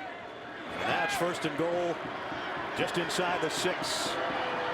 Burton in motion. Play action. Bennett lobs, man open, and he missed him. And it was the big tight end Darnell Washington. It was just too deep. He was open. He had him open, right side of the line. Washington goes to the outside. He's wide open. Settle, settle, settle. He kind of runs away from the open area there. Bennett thought he was going to stop, and Washington continues to go to the corner. No one's fault, really. You got a young player who's probably told to go to the pylon, but doesn't feel that space that Bennett saw to throw to. If you look behind Bennett and Zamir White, second down and goal. 32 seconds remaining in the quarter. Play action, the lob this time is too high for Burton. Well, Stetson Bennett's had some balls batted down, and I think he's a little bit rattled down there trying to pinpoint his receivers in the end zone who are open. Really had the play they wanted. The Alabama linebackers had bid up on the play. A good throw is an easy touchdown. Yeah, he knows it. That one just really took off on him. So that's third and goal. Georgia has scored on their last 3 drives. 2 touchdowns and a field goal. Now remember, they could go to Pickens out wide here and just lob it up. They got a nice matchup with number 1 to the outside bottom of the screen down here. And Georgia's going to take a timeout. Kirby Smart upset with his offense about something. Knowing that a touchdown here would be huge going to the locker room. They're obviously in field goal range. Well, they got an easy extra 3 plays, missed 2 touchdowns. Yeah, they sure did. Had them open, had what they wanted. Around the SEC, we talked about some surprises. Big win from Will Muschamp in Columbia today. How about Arkansas? Nobody expected them to be quite that good, huh? Tennessee got routed at home. Texas A&M. 2 weeks in a row looking pretty good with a win over Mississippi State. A&M playing solid ball. Arkansas playing solid defense again today.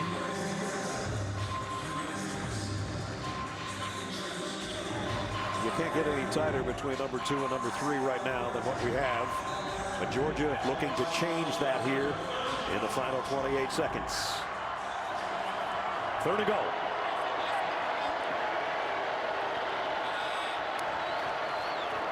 Bennett down the middle. Touchdown this time to Burton. Jermaine Burton with a touchdown. Didn't miss that one, did he? No, he did not. It's the play everybody runs. You kind of bend your receiver out a bit and then go to the middle of the field.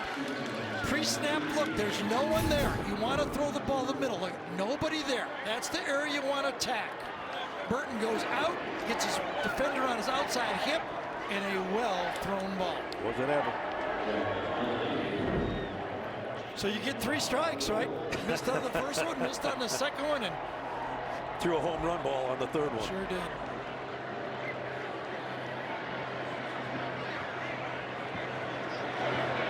That's 4 straight possessions scoring for this Georgia team, and they get the ball to start the second half.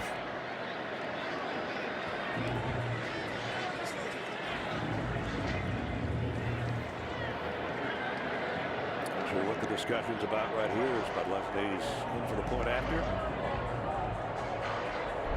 Rolling on the field with a catch and a touchdown. The previous play is under review. All right, so we'll go back and look at it again.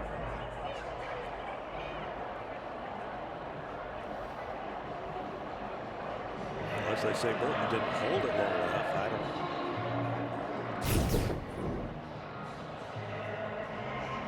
Throw. Catches it. Got both hands on it there. Tucks it in. That's a touchdown by 4 strides. Absolutely. Well, that's okay. Got to look at it. Joe ripped it out of there at the end. But he had taken 2 steps and had 4 feet down by the time. You could tell Burton was over there going, no, I caught it. I caught it. He was telling the coach, I know I caught it.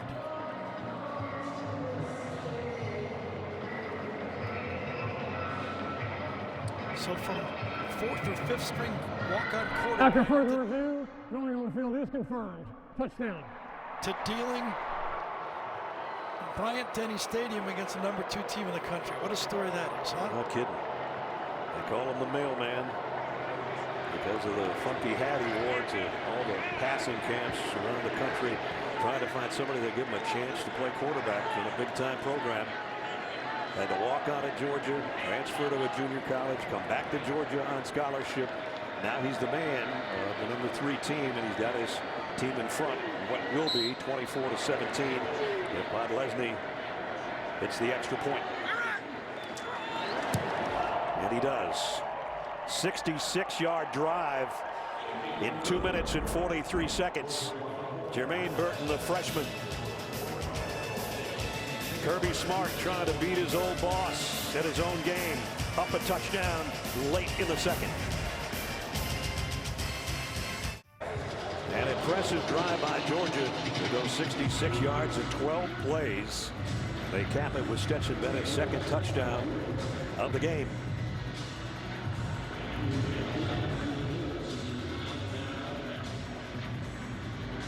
Jalen Waddle waits on the kick. Georgia wants to keep it out of his hands, if at all possible, and they've been able to with Jake Camarda kicking it out of the back of the end zone, which he does again this time. We talked about it. Strike one right here. Darnell Washington, the tight end, he had him. Yeah, just a little bit of communication. Quarterback thinks he's staying. Receiver keeps going. Then he's got him again. This time Burton overthrows it, but he gets 3 swings. And on the 3rd swing, he hits it. Big drive by the Dogs to take the lead, and they'll get the ball to start the 3rd quarter, Remember, the last 2 times they had leads against Alabama and couldn't put Alabama over. The Georgia fans just thought of you and said, too soon. Najee Harris got to the outside. A look out. And he goes for almost 15 before he sits down with 16 seconds remaining in the half.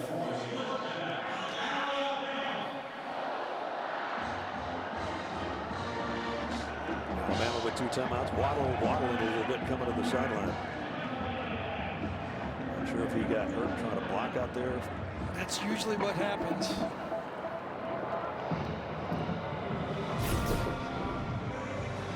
He got stepped on right at the end of the play. Najee Harris takes to the left side of your screen. You'll see Waddle blocking. Kind of steps on his heel, I think, right there. Friendly fire. Najee got him right there. On his toe. Stepped on his toe. Najee, don't stub my toe.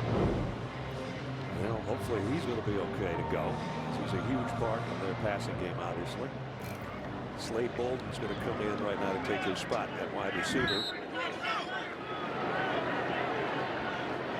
Got 4 receivers ready to go, including Forrestall. Matt Jones drops, got pressure, but got it complete to Forrestall.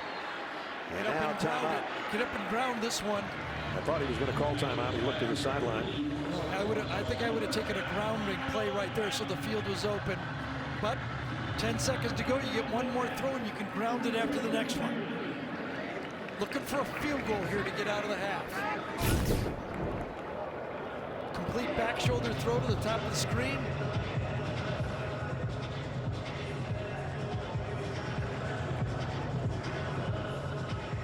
Forrestall with a big catch.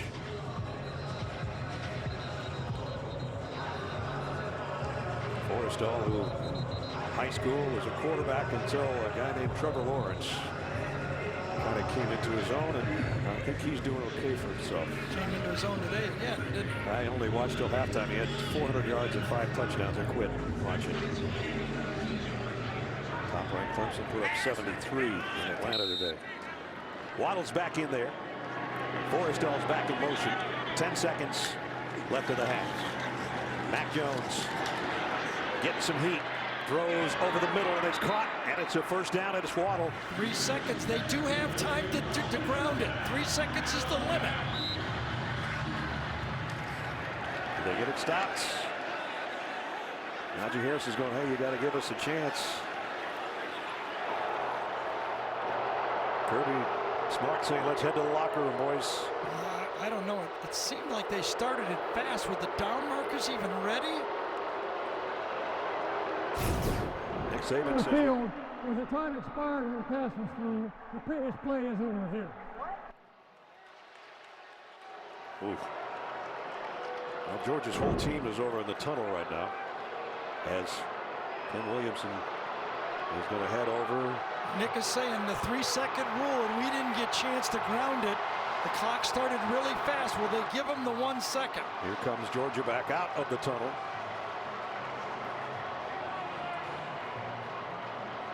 We got guys going all over the place. After further review, 1 second was left when the pass was incomplete. Gene Steratore, second left, huh? Yes, Brad, 3 seconds we can spike. We just have to see when the football made contact with the ground. In this case, there was 1 second, so you can't spike under 3 seconds. But if 3 solid seconds are on the clock, I can spike the football, and we have to stop the clock for a first down. So the clock is stopped correctly, first down in bounds. This would be a career long for Will Reichard. 52-yard field goal attempt with 1 second left. Georgia has a timeout. And Kirby's going to use it. And let Will Reichard think about it a little bit longer. Reichard had a 49-yarder last year. And he'll walk around and try to not think about it here. As Gary said, big swing, man. If you can get a field goal before halftime after Georgia scored basically with, what was it, 23 seconds left. And they got their touchdown. So part of the Georgia team's in the tunnel. The other part's over on the sideline.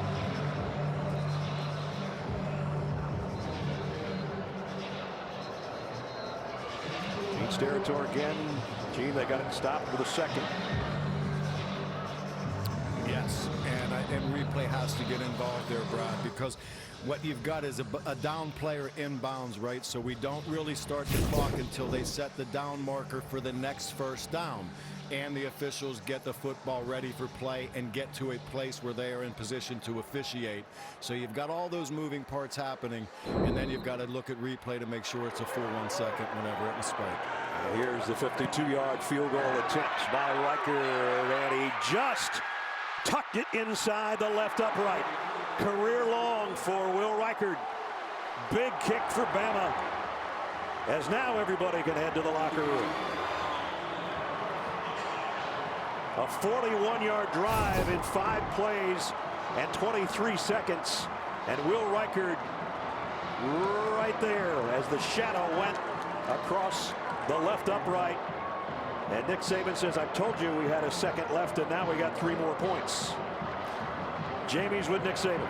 Coach, did that situation unfold the way you wished it would? Yeah, I mean, when you have 3 seconds left, you're supposed to be able to clock the ball. If we'd had 2 seconds, we'd have had to throw Seattle, we wouldn't be able to kick a field goal. So I thought the players did a good job of executing. What's getting under the skin of your defense in that first half? How do you fix it? Well, you know, if we do what we're supposed to do and we execute, we do okay. But we've made too many mental errors. They've done a couple things with number 4 that we got to get straightened out at halftime, which confused our players a little bit. But, you know, we just got to get it fixed. Thanks, Coach. All right, thank you. Number 4 being James Cook, who had an 82-yard touchdown reception, 1 of 2 thrown by Stetson Bennett. End of the half, 24-20. Georgia in front as we head to Adam Zucker and the guys in our New York studio. All right, Ness, and Georgia up by the number 4 here at halftime. Coming up on the Geico Halftime Report, we'll show you a pair of ranked SEC teams going down and a top 5 team in big trouble tonight after this word from your local station. CBS Sports presents the Geico Halftime Report. Geico. 15 minutes could save you 15% or more on car insurance. Well, what a game already. Hello and welcome everyone to the Geico Halftime Report. Adam Zucker alongside Rick Neuheisel and Brian Jones. Our score in Tuscaloosa. Georgia on top, 24-20. And even though Stetson Bennett IV had a quick case of the yips there, Rick, he's got Georgia on top. I said, Coach, give me that hard one again. I like that hard one. Listen, a couple of great things by Stetson Bennett. You imagine the stage for a kid who was a fifth stringer not so very long ago. Great concept here by Todd Monk, and he puts James Cook out there as a wide receiver, gets the matchup they wanted. That's Christian Harris, a linebacker. You run by him, son. Number 4. Nick Saban, that's number 4. His name is James Cook. Brother of Dalvin. They're going to make an adjustment, but 100 yards receiving thus far for him. And here down in the end zone, after missing a couple of bunnies, he goes, give all those guys out there. Let me throw a dart right there. Another great play by him. 177 yards passing. That's the 3rd most against Alabama in the last 4 years. years in the first half. The other guys ahead of him, guys by the name of Joe Burrow and Trevor Lawrence. How about my man Mac Jones? 224 in the first half. All the Bulldogs were allowing for a game was 198. He blew through that. How about the cat blitz here? John Mechie out there. Lewis signed at the safety position. He's expecting a hot read. That ball's coming out. No, it's not coming out. And you're not catching John Mechie, the third perfect throw by Mac Jones. Here, you got two-man and Tyreek Stevens, number 7. That's your man. He's right there in front of you. Look at him. Why are you looking at the quarterback? Just focus on Devontae Smith, who's turning you up 6 catches, 86 yards thus far. Yeah, Georgia fans know all about him, and we've seen some great plays so far. Georgia 5 of 9 on third down so far. Let's hit the highlights.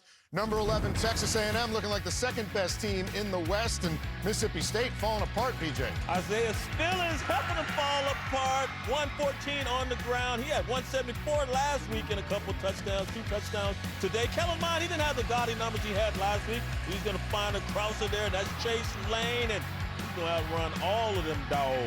3 straight losses from Miss State. They had a nice pick 6 in that game, and that became the theme of the day in the SEC. Will Muschamp's first meeting with Auburn since leading their defense and going to South Carolina, and here's a pick 6. War Eagles struggling offensively. This is Bo Nix's third pick. J.C. Horn would return it down inside the 10-yard lines. The very next play, Kevin Harris, coming off that monster game a week ago against Vandy, he puts it in 27-19 for boom. Both those coaches, both those teams now even at 2-2. All right, BJ, Tennessee still turning it over like last week against Georgia. You said something about pick 6s. How about back-to-back possessions for Jared Garantano? Jamin Davis here intercepts my man. And come on, dog. Come on. Get to this, dog. Get there. I'm going to have to see this game. He didn't even stick the landing. I think we said pick 6s in the previous highlights. Yeah. Let's do it again. Ole Miss quarterback Matt Corral throws not 1, 2, 3, 4, 5. Throws 6 picks. This is the 5th one. It is returned by Grant Morgan, 23 yards. And how about them Hogs? Yeah, they should be 3-1 right now. Double-digit win against Ole Miss. All right, coming up, we'll show you how Trevor Lawrence responded earlier today after falling just short of an all-time record when the Geico Halftime Report continues. The Home Depot, SEC on CBS is...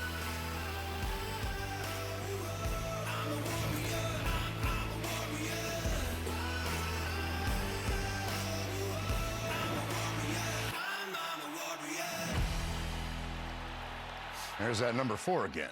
All right, welcome back to the Geico Halftime Report. We got to look at number 5 right now. Number 5, North Carolina, in some trouble. More pick 6s, BJ. Oh, my goodness. Mac Brown's never defeated his alma mater, and Joshua Kendo wants to keep it that way. Cobra. Sam Howell, and then Jordan Travis. His offense has changed for the Seminoles. Once this guy was inserted, he's going to find Cameron McDonald wide open in the zone. That's a wide open game right now. All right, everyone in the ACC trying to keep up with Clemson, of course, and that means Trevor Lawrence, and Georgia Tech went ahead and intercepted him, took away a shot at a record Russell Wilson holds, Rick, and now he's angry. When you get angry, you just go to Amari Rodgers and you see grass and run fast. That's what he's doing right there. Huge play and huge day for Trevor Lawrence. Just a half. Just 5 touchdown passes in the first half. That's just a dart. NFL scouts salivating. That's evil. Easily their 9th straight scoring 35 or more. Notre Dame barely scored a dozen, BJ. Yeah, but Ian Book is going to... Feet don't fail me now. 3rd and 8, as you see there. And how you let the quarterback okey-doke you like that? 12-7 win. Yeah, they got Clemson on November 7th, so we'll see how it goes. A reminder, the SEC on CBS continues next Saturday when Alabama visits Tennessee. It all gets started at 3 Eastern with State Farm College football today. All right, Georgia's going to get the ball here to start the second half. Rick, what's the key for Alabama now?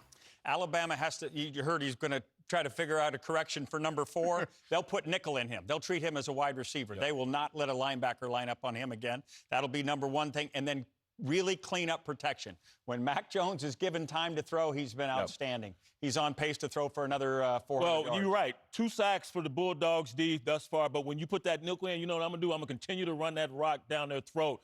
Georgia looked good running the ball. And you both took Georgia before the game. We thank you for watching the Geico Halftime Report. Coming up, second half of Georgia and Alabama. CBS Sports presents the Geico Halftime Report. Geico. 15 minutes could save you 15% or more on car insurance. And now time for a taste of tradition presented by Sonic. Here's Jamie. These two teams have a great tradition of memorable championship showdowns.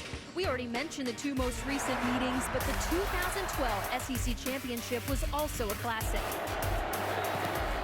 Number 3 Georgia jumped to an early lead, but the number 2 Tide were ahead with less than a minute to go. The Dogs were driving but came up short when Chris Conley was tackled on the 5-yard line and time expired. Alabama would go on to win the national title as well. That was a number 2 against number 3 matchup. That's what we've got here tonight as well. Great game in the first half. Third quarter coming up.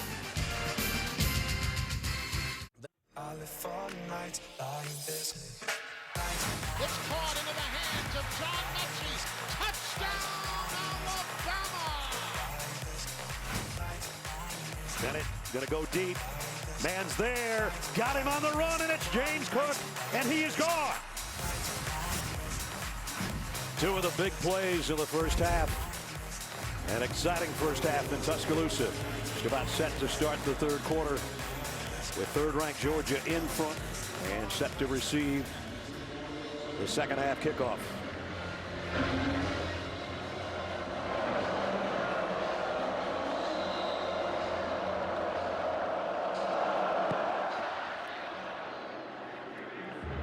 This one will be taken at the 4. Zamir White broke a tackle, got across the 30, all the way out to the 39-yard line. Nice return. That's where Georgia will go to work on offense as we welcome you back. Brad Nessler with Gary Danielson, Jamie Erdahl on the field. Partner, you take away a couple of ugly interceptions, and it's a heavyweight fight we thought it was going to be. Great football players on both sides.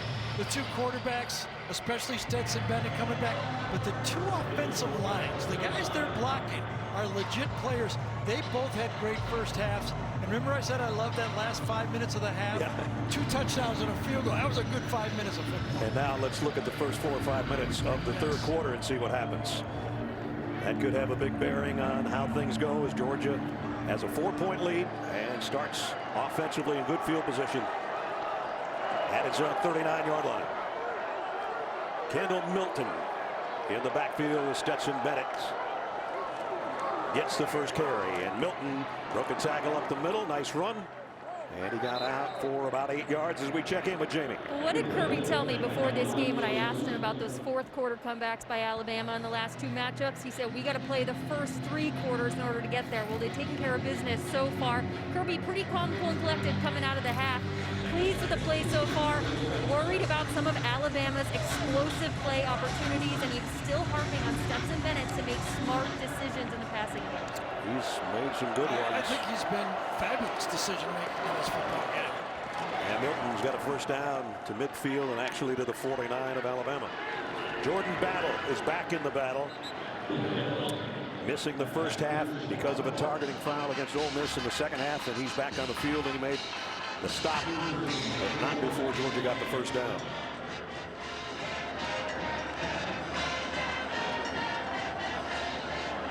Bennett's had a couple of batted balls and 1 interception off a deflection that was a batted ball. Other than that, as Gary said, he's been pretty darn good. Looking to throw here. Extra men coming on the rush. He dropped the ball, scooped it back up, though. Lost a couple yards. So sometimes a bull rush can cause a lot of problems. Trey Hill's got his hands full this time. Watch the center. Right on. He just gets pushed right back into the quarterback. Actually pulls back. Could have got called for holding on the play. That was Christian Barmore who bull rushed him. Barmore was the guy that jumped off sides. And he almost got he caused the fumble right there after the bull rush. Yeah, he also jumped off sides out there on 4th and goal. But he's got to make up for it. Zamir White back in the Georgia backfield is there on their side of the 50 now. And Zamir White gets the carry. Bounces off one guy, taking some would-be tacklers with him. Inside the 45 to the 44 as we look at the first half game trends. Mac Jones numbers 224 and 2. Stetson Bennett 177 and 2, including an 82-yard touchdown pass to James Cook. And as Gary said, look at that last 5:42 of the first half. That's where we are. Georgia's got their first third down of the third quarter. Third down at 5.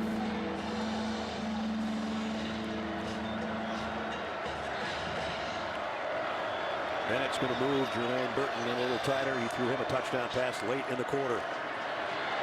Bennett scans a field down the middle, and he went to Burton, and he knocked it away. Beautiful job by the safety that time. Helens coming in there. I think it was Job. Was it Josh Job? Josh Job, yeah. Yes. Beautiful job by Josh Job coming in.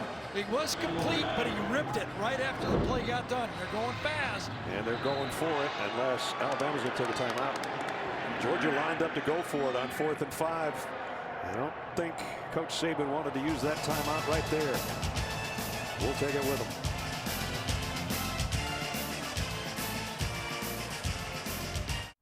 So it was good to fake going for it. Camarda, kind of an end-over-end job to try to force a fair catch by Waddle, who takes it at the 10-yard line. Let's take a look at our GMC game changers. So to give you an idea how tough it is to gain yards, and Alabama's gained a lot of yards, this Georgia defense is athletic, and they made a lot of good plays. Can you imagine if they weren't as good as they are? Because they make you block them. They're coming at all different angles, and you better be prepared. Alabama was. They put a lot of yards, almost, 300 yards, 298 yards in the first half. But it's not easy against this defense. So Georgia doesn't get anything out of their first possession of the third quarter other than field position, as Alabama has to work from its own 10. Number 10 comes up firing, and a nice rocket, and complete to who else? Devontae Smith, first down. Again, what have I always talked to you about, Ness? You know, you can live with the slant pass, okay? If they do it this well, tip your hat to them. What you can't live is them catching it and running 40 yards afterwards. Again, that's about as good as you can do on defense. Give the offense credit for a good pitch and catch. Pick up a little over 12. Play action. Jones being chased out of the pocket, throws on the run. No man's land there, incomplete. As he was getting heat from Devontae Wyatt. Mack looks like he's limping a little bit. Yes, he was. Right at the end of that play, too. Here comes the big fella, and he took him down clean on the sideline. That was not a good landing. Looks like he grabbed his right hip, maybe. Didn't he? Stays in, second down and 10. Quick throw out in the flat. Devontae Smith got the edge, and another first down. Got a block out there on the edge. And interesting, the little things a coordinator can do. Steve Sarkisian knows his quarterback is hurting, so give him an easy throw. Buy time for him to get healthy again. And Waddle's the guy that got the block on the edge, and another first down. And Devontae Smith. You got to see it all. And he saw the limp, but he called him a kind of a rest play. Smith's over 100 yards receiving now. That's Waddle, incomplete. Looking for a flag, and there comes one.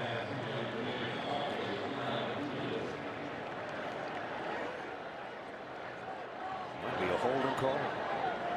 I saw Waddle turn around right away and look at the officials. Did he think he was being held? That's all I Holding can think of. against an eligible receiver, number 2 of the defense.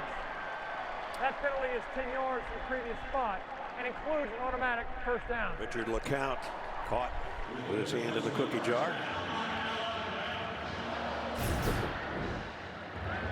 Right. It was on Waddle right there. And when you got those safeties match up against those speed guys, they have a tendency to grab. So much for bad field position for Alabama. They're already out to the 47-yard line with a first down by penalty. Back to Najee Harris. Oh, man. Some hitting going on in there. Sure is. Quay Walker and Julian Rochester bring him down, but got a decent run. When we talk about talent on the field, remember, since Kirby's gone to Georgia, it has either been Georgia or Alabama that has had the #1 recruiting class. They've been taking turns each year. Yep. #1 Georgia, #1 Alabama. And in the last 4 drafts, Alabama has had at least 9 players taken. In the last 3, Georgia's had 20 players taken. It's the kind of talent we're looking at right now here in Tuscaloosa tonight. Second down and 6.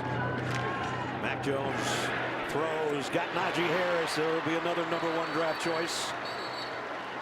First down. Look how smart Najee Harris is.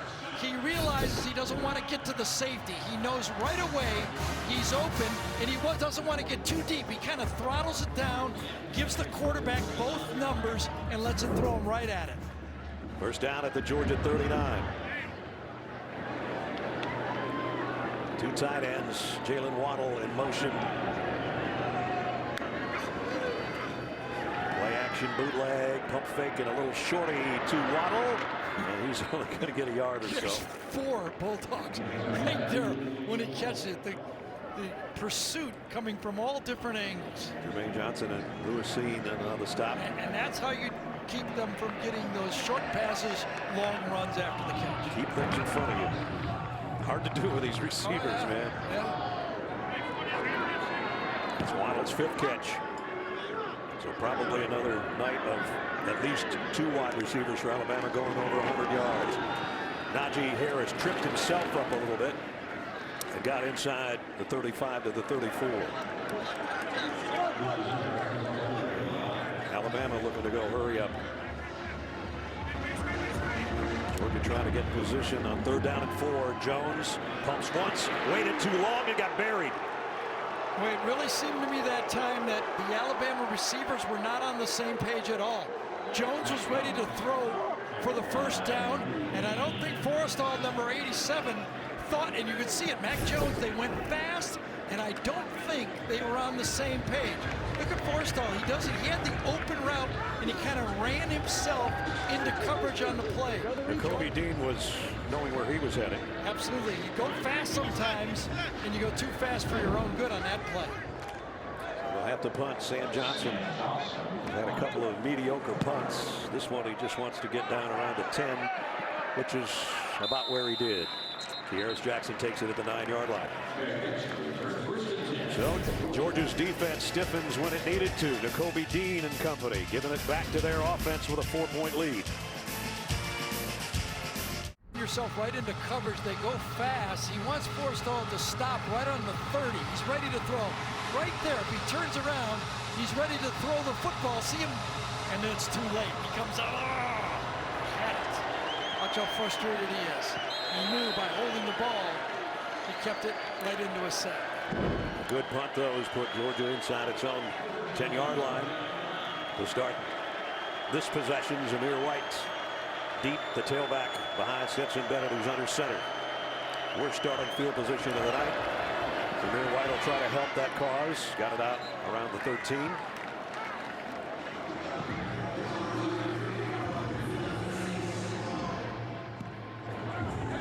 Georgia's offensive line last year had 2 #1 draft choices in the NFL, so they've had to put that offensive line back together.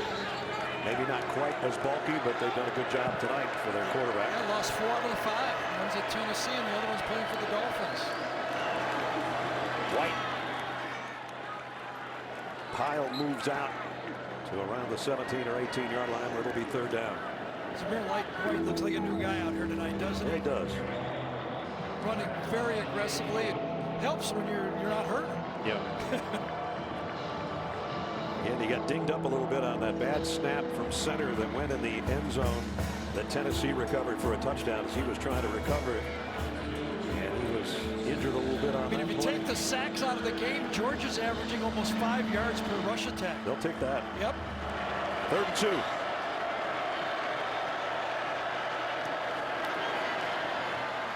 First down. Zamir White out to the 21. We talked about the quarterback comparison a little bit ago. Here's an update for you. Both with 2 touchdowns and an interception. And both of the interceptions were rather odd. One off of a pass rush by Mac Jones, and the other off of a tip pass. Bennett, play action. Down the middle. Burton's got it complete. Pick up a 15. How about this true freshman football player for Georgia? Got himself into the starting lineup. Good route runner. Gets to the top of his stem.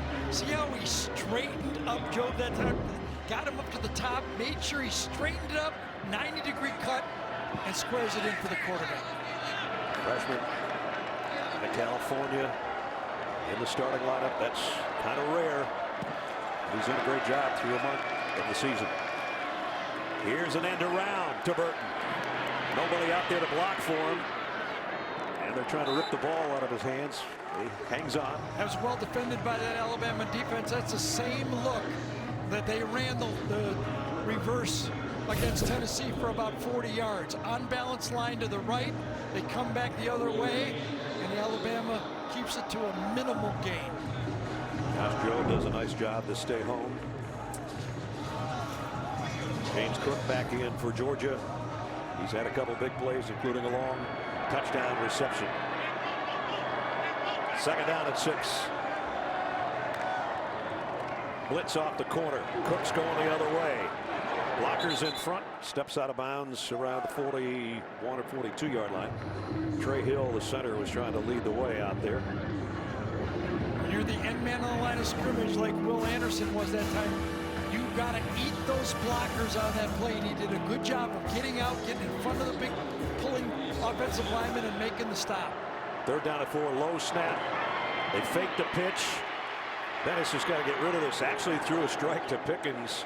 He's short of the first down by about 2 yards.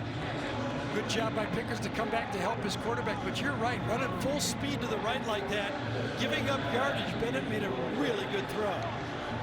I'm not so sure his tight end wasn't the intended guy there, but he fell down as he ran out of his pattern, and he got it out to Pickens, who came back to the ball, but it's still a punting situation for Camarda, who's kept Jalen Waddle from returning anything.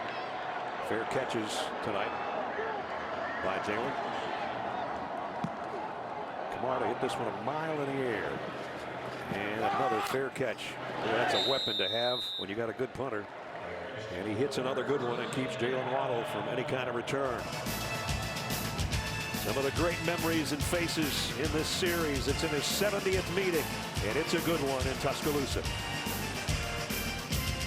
A week ago, Devontae Smith tied a single game record with 13 catches, and he's right back at it tonight, Gary.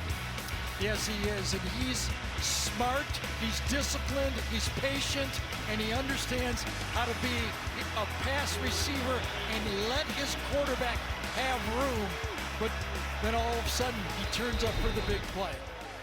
He can do it all, and he blocks too. Very, very unselfish football player. Alabama works from the 9. Brian Robinson got a yard. That's it. As we get a Jeep update in New York, and here's Zook.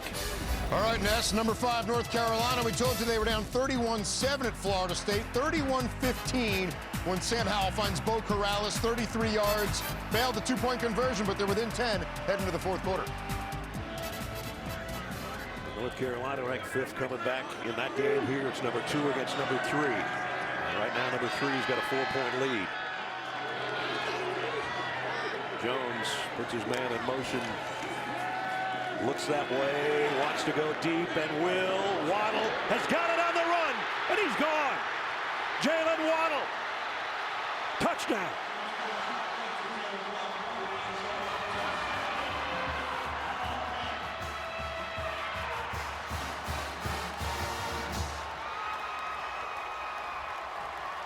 You can't fall down against a guy that fast, among other problems. So Alabama puts one man in motion. Georgia bumps down one player, and then Waddle turns on the Jets. When they cross the receivers, Georgia has to switch again, and that's when they lose the leverage. I got to say honestly what I was going to tell you. I got to own up. I was going to say, you know what? Both defenses have been a little bend but don't break here. We just had a break. That's true. A 91-yard drive, but the majority of it is on one long shot from number 10 to number 17. And just like that, Alabama regains the lead at home.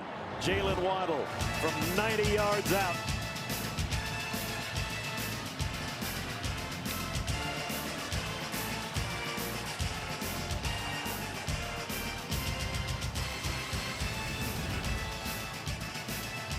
Who did it? Plus, Dr. Anthony Fauci shares insight into what Americans should expect next from the pandemic. That's tomorrow, 60 Minutes on CBS. going to be fun to see what the next 60 minutes of this football game holds for us, even though there's 19 minutes of game time on the clock, as Alabama is back in front. And with a whistle, I don't know if the officials weren't ready for the kick.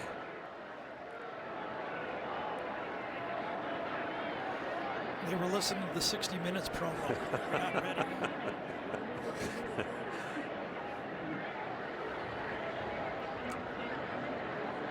Leslie Stahl asked Ken Williamson who did it. All right, let's try it again, I guess.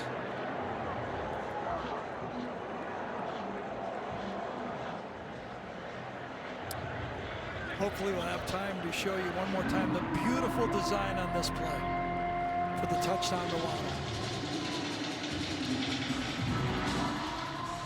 That's Kearis Jackson wearing number 30 on kick returns instead of his number 10 as a wide receiver. If you're a Georgia fan wondering who number 30 is. And here is number 30 from the 5.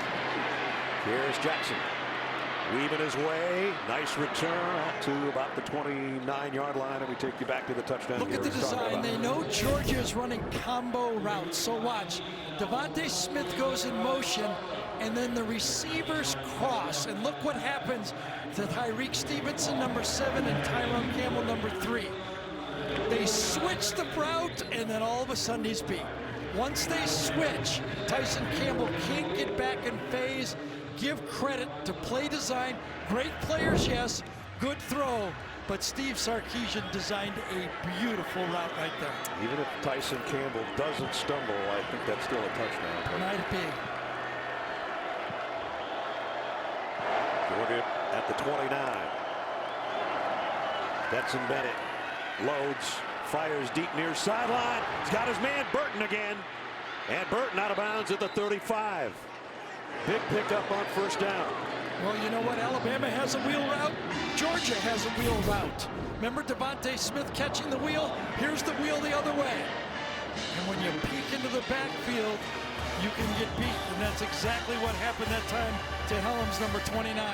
He peeked at the quarterback, and Burton went right past him. 36-yard pass play to the 35 of Alabama. James Cook straight up the middle. Cook's got great speed. He's going to get a first down at the 25, maybe the 24. Boy, I tell you, this play calling and the blocking up front. Ben Cleveland, number 74, again seals his man off. What a football game he's having. Bennett pump fakes one way, retreats, and does the smart thing. Throws it away. Christopher Allen was giving chase. You know, you can't keep your eye on everybody, but Trey Hill and Ben Cleveland are having a night here on the offensive line for Georgia. The quarterback of that offensive line, the only returning starter, Trey Hill, calling out all the blocking assignments, and the big fellow next to him, Ben Cleveland. Those two guys have been brilliant. As you look right behind Trey and Bennett and Zamir White on the 2nd and 10. White in motion out of that backfield. Bennett gonna lob one intended for Pickens. He and Patrick Surtain were tied up over there, incomplete. Well, that's good against good. Patrick Surtain is the best they have, probably one of the top 2 or 3 corners in all of college football. Tough matchup here, perfect phase, gets his hand on him, he turns into him and looks for the ball. Looked like they were doing a little dozy-do out there. That's right, and the dozy-do is a win for the defense. 3rd down. Quick snap. Bennett has time. Deep middle. Ricocheted and intercepted. Malachi Moore coming back the other way. Still on his feet. At the 40. Out to the 44-yard line. Another ricochet interception. Well, we all know Stetson Bennett loves to throw the ball over the middle, between the hash marks. He's trying to hit Burton on the square end. There's the throw. Just too high and too wide. It gets tipped, and there's a lot of defenders when that happens. Burton reaches as far as he can, and that one's on the quarterback. Malachi Moore, the true freshman, his 2nd interception of the season, and a return of 42 yards out to the 44-yard line. Missed him by about 2 yards high, and well, maybe a yard high and 2 yards wide. Great opportunity here for Alabama, having scored the last touchdown, to add to it. Devontae Smith in motion. Mac Jones all day to throw. Fires Forrestall, the tight end, and he's got a first down at the 45-yard line. Great job by Mac Jones not throwing the ball to Najee Harris. He's going to see the defender out here just waiting on the throw, Stokes. And when he waits and waits, he takes the secondary player. And now flea flicker. Is it caught by Devontae Smith? Yes, it is.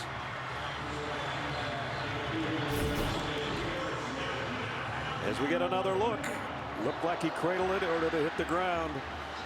It was underthrown a little bit. Alabama's going, hurry up. It's not going to matter now. Najee Harris weaving his way for 2 or 3. There was a handoff to Najee Harris. Flipped it back to Mac Jones, and this was the end of the play. That looks good to me. I think he had his right hand underneath it. Yep. Remember, the replay official, no matter how fast Alabama goes, has the right to stop the game if he wants to. 2nd down and 7. Alabama can get a first down at the 1-yard line. Waddle on the move. Both ways. Jones will flip it to him. That's a lateral. He's going to get dropped for a loss. Richard LeCount, nice open field tackle. Waddle went both ways, and then he went the opposite way at the end of it. Both ways and then backwards. And LeCount was right there to eat him up. Boy, if Georgia can hold Alabama to a field goal here, it'd be huge. They've done it before down here in the red zone. So after the loss on the play, it's 3rd down and 9. Stetson Bennett looking on, hoping that his interception doesn't cost Georgia too dearly. With a minute to go in the 3rd. Jones lobs to the corner. Devontae Smith covered by Stokes. There are no flags, or are there? No, there. Yes, there is. I didn't see it.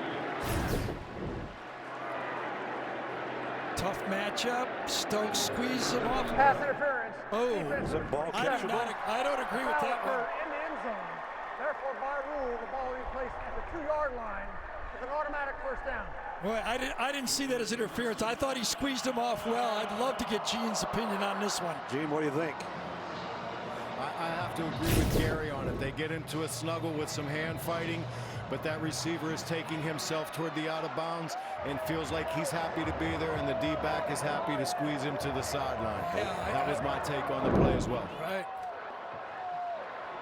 Najee Harris, touchdown, Alabama. From 2 yards out. That was a 4-point decision because Alabama would have had to kick the field goal. It would have been 4th down.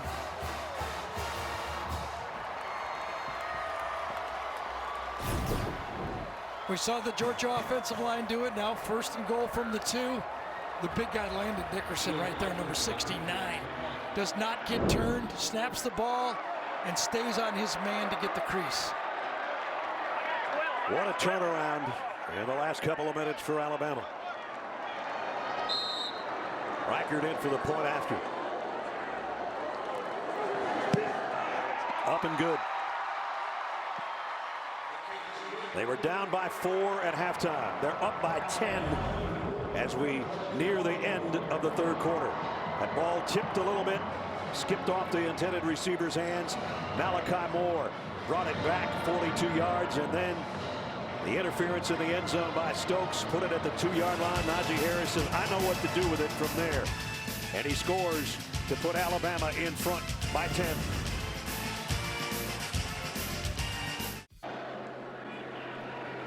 Here's Jackson will take it from the 6-yard line. Jackson trying to get to the edge on the near side. Here's Jackson. And he got out about what he did last time, out to the 38-yard line, as we go back to our New York studios for a Heisman Watch presented by Nissan. All right, Ness, Trevor Lawrence doing it again, leading Clemson to their highest scoring road game in over 100 years, playing just over a half against Georgia Tech. 5 touchdowns in the first half. as well as an interception. We also offer you Zach Wilson's 400 yards and 4 touchdowns from last night against Houston. Back to you. All right, Adam, thanks. First rushing touchdown by a running back against Georgia since Josh Jacobs. And we were there for that one. Remember, that was that fumble play into the end zone? Oh, yeah, that's right. 14 straight points in the last 3 minutes and change. Georgia now needs an answer desperately. And Georgia has been running the ball effectively. Bennett's 5-yard best. penalty. First down. Bennett is best when he's using the whole offense together. He can't get in a shootout right here. They're running the ball well enough. Doesn't mean you have to run it every play, but stay in balance. Delay game is not a good penalty after a kick return. First and 15.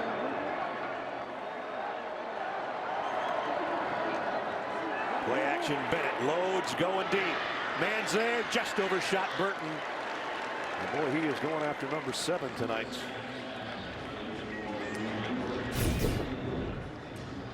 One of those opportunities in the slot. 3-on-2 coverage. He's got what he wants. 2 yards too far. Yep. He's had a few that were 2 yards too far, and he'd love to pull a string on that one a little bit better. And it might have been a touchdown. 35 seconds remaining in the quarter. Second and 15.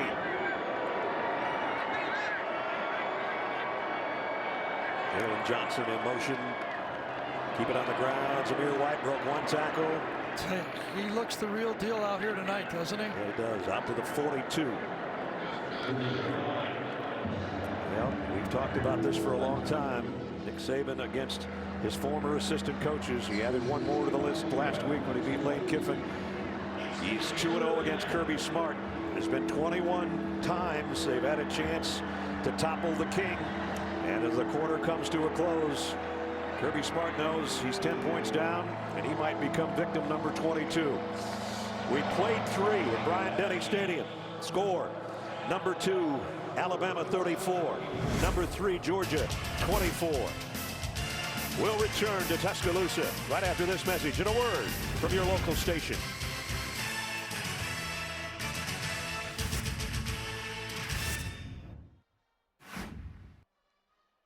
Now 34-24. Georgia with a 3rd down and 6 to open the quarter from their own 42. Bennett's in trouble. Got away momentarily. Throws on the run. And it's intercepted. Picked off in the secondary by Alabama. And it's Daniel Wright. And another key mistake to open the 4th quarter for Georgia. After being so good in the first half, 5 for 9 on 3rd down, they're now, if this flag is not against Alabama, they'll be 1 for 5 on During the 3rd return, down. block in the back, intercepting team number 31. 10-yard penalty for the spot of the foul. First down. So they keep the interception. They'll just back up the return. I don't even know who he was throwing the ball to on that one. I thought he was going to throw it deeper downfield, but I'm not sure where it was going to. Good job by Kirby hanging with his quarterback. Yep. So he lets the ball go. I thought he was going to throw it real deep.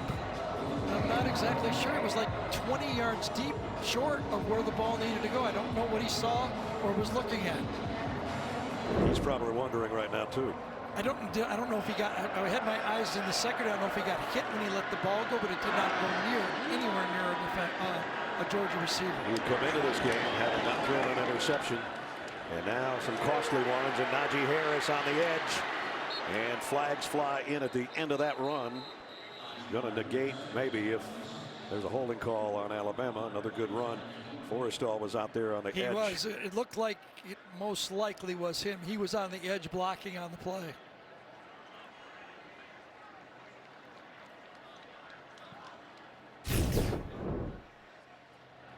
There's Forrestall on Richard Holding McCount. on the offense, number 87. 10-yard penalty for the spot of the foul. Repeat first down. He saw Najee come over and say, hey man, thanks for the block. Don't worry about it. We'll get it back.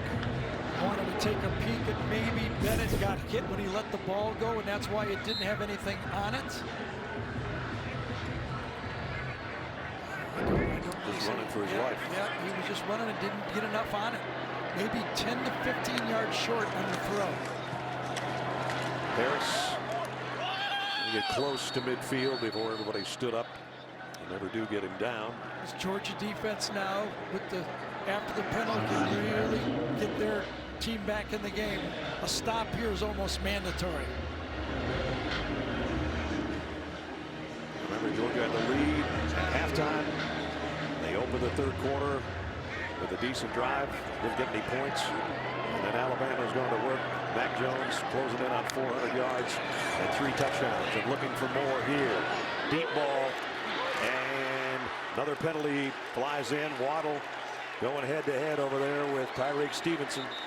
And that's a matchup they like. Tyreek Stevenson is a safety-type player. And against Waddle, that's a tough matchup. He grabs. We talk about it all the time.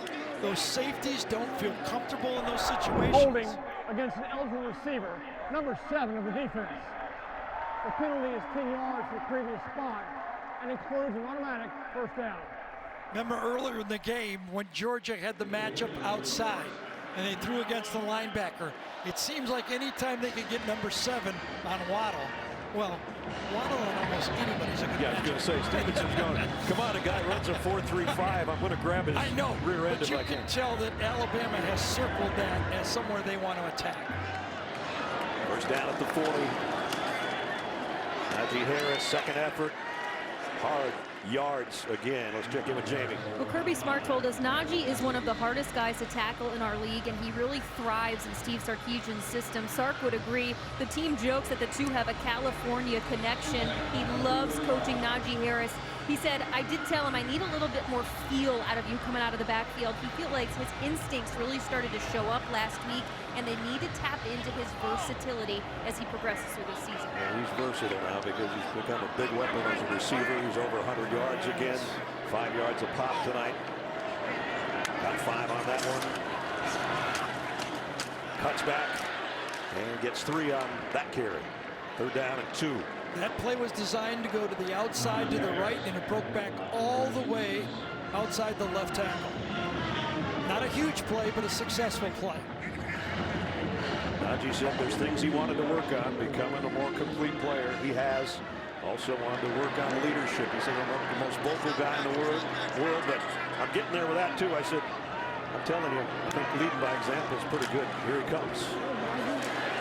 Waits for his blockers, gets a first down. Big Alex Leatherwood that time. Nice personal protector, isn't he? Quick pitch to the outside. Watch Leatherwood come around the outside. He's got big 70. He's going to be the next guy that's a high draft choice off the offensive line. For sure. He played right tackle last year. Now left tackle, taking the spot.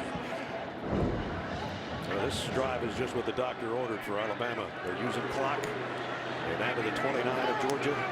Devontae Smith in motion. Motion comes back the other way to Brian Robinson. He gets it to the 25, the 24 actually. Nolan Smith brought him down there. And we're at the 12-minute mark.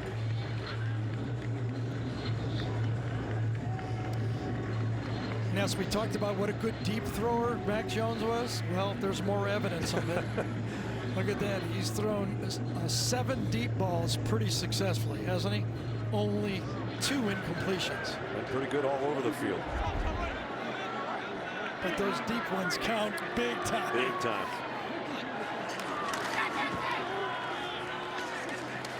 Harris into the middle of the pile for a couple.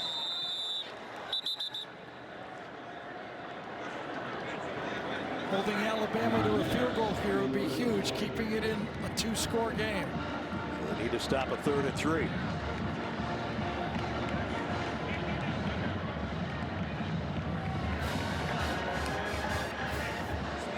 Third and 3 or less today. They're 75%.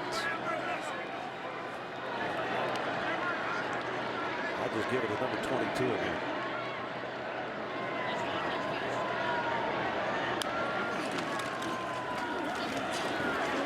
First down. Now watch that. Look at that. Power. He's skipping.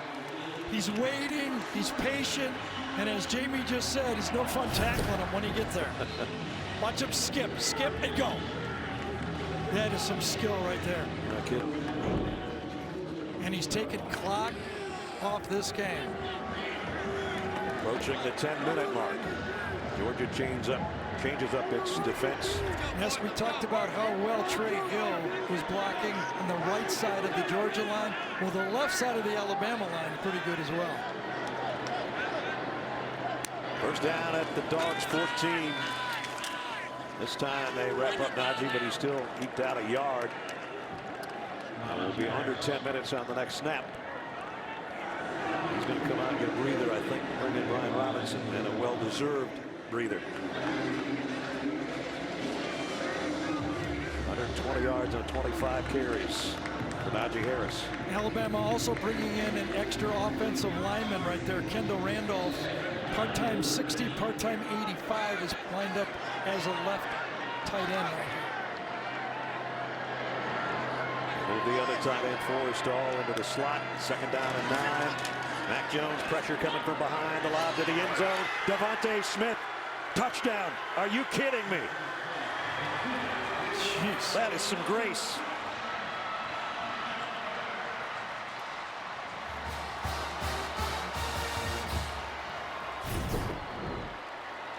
Just a spectacular football player. Came back for another year. Could have turned pro. And look at him grab that ball. Goes up, a contested play. Good defense by Stokes. Can't do much better than that. And let's add one more thing. A perfect throw. Perfect throw.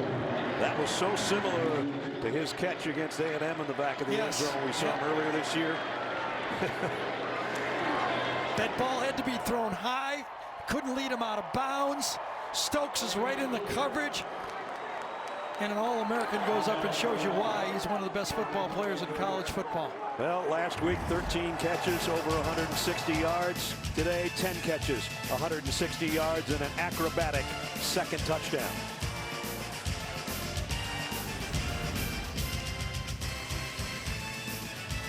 Game recap from Tuscaloosa tonight. Alabama with the lead. Bulldogs got cooking with James Cook. Long ball, 82-yard touchdown from Stetson Bennett.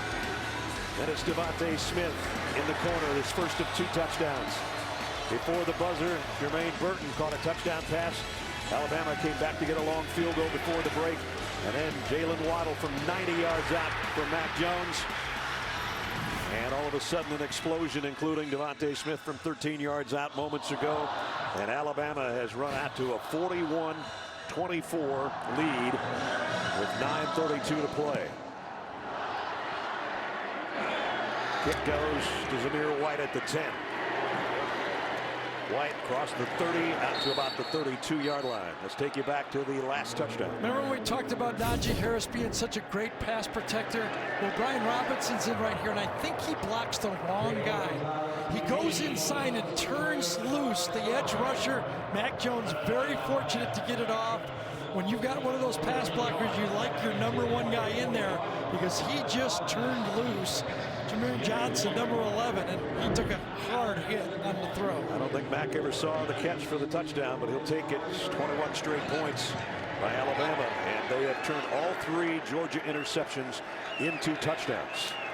Jermaine Johnson says 1 step earlier and I had it. And again, a batted ball.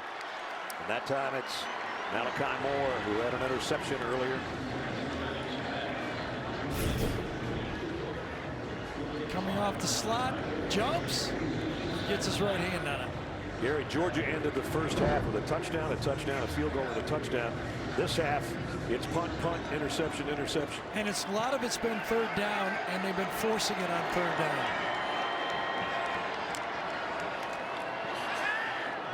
Throw completes out to Burton, trying to stretch it out for, I guess, 3 yards. I beg your pardon, that's Pickens. There's not been a factor.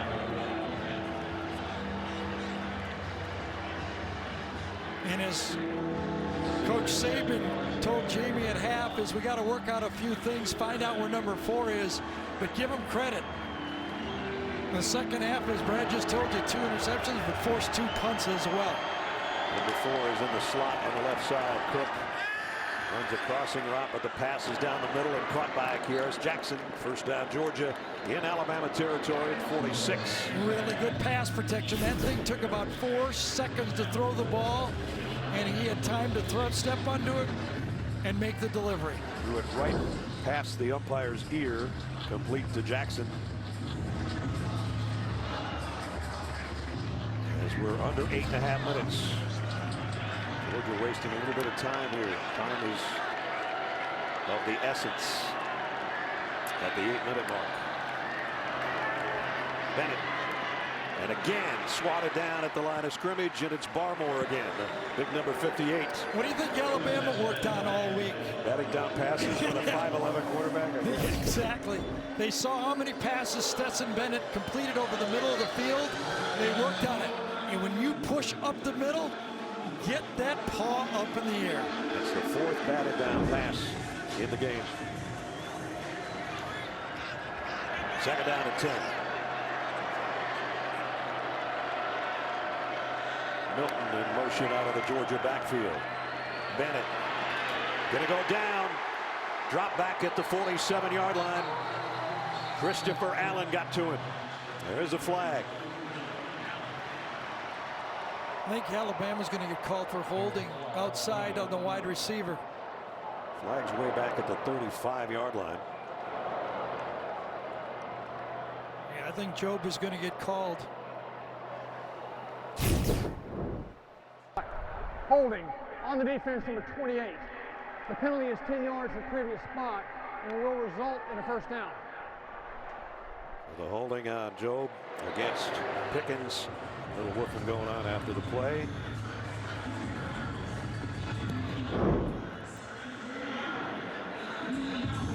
But it does net Georgia a first down.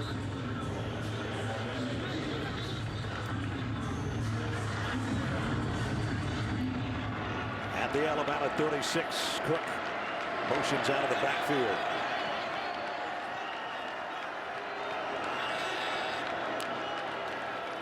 Bennett fires, got a man wide open, the tight end. Actually, it's a wide receiver. Rosamond Jack Saint. He's as big as a tight end. He is. Another one of those big, young receivers against the zone. You break it out of that soft spot between the corner and the safety. 18-yard pickup to the 18. And swarmed under is James Cook. Christopher Allen, another nice play by number 4.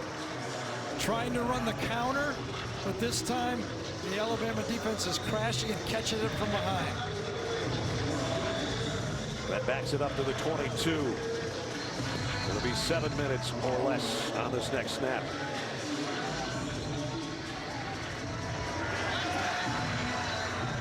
DJ Dale wanted off the field and everybody said, get back out here. He's still I think he's gassed too. Number 94. He does line up before the snap as Bennett drops to throw. Down the middle, in and out of the hands of the intended receiver. Broken up. It was Kearis Jackson and Christian Harris was covering. Now he's going to get out of there. Yep, they get both of the big guys inside out, Barmore and Dale. Dale said, I was tired last play, Coach. And now they change things up because it's 3rd down and 14. And if they don't make it, remember they need 3 scores. You could kick a field goal here. It's 3rd and very long. See how much they get on 3rd down and 14. Bennett steps up in the pocket. He's going to run, and he gets it to the 18-yard line. That's where the decision will be made now if they go for the field goal. I think you got to go field goal, yep. Georgia has all 3 of its timeouts.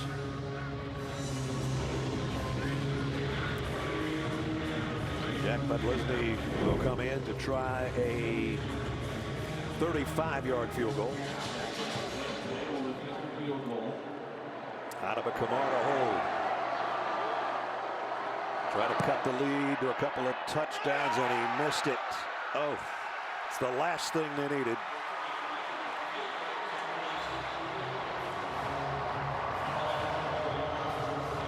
So the score remains the same.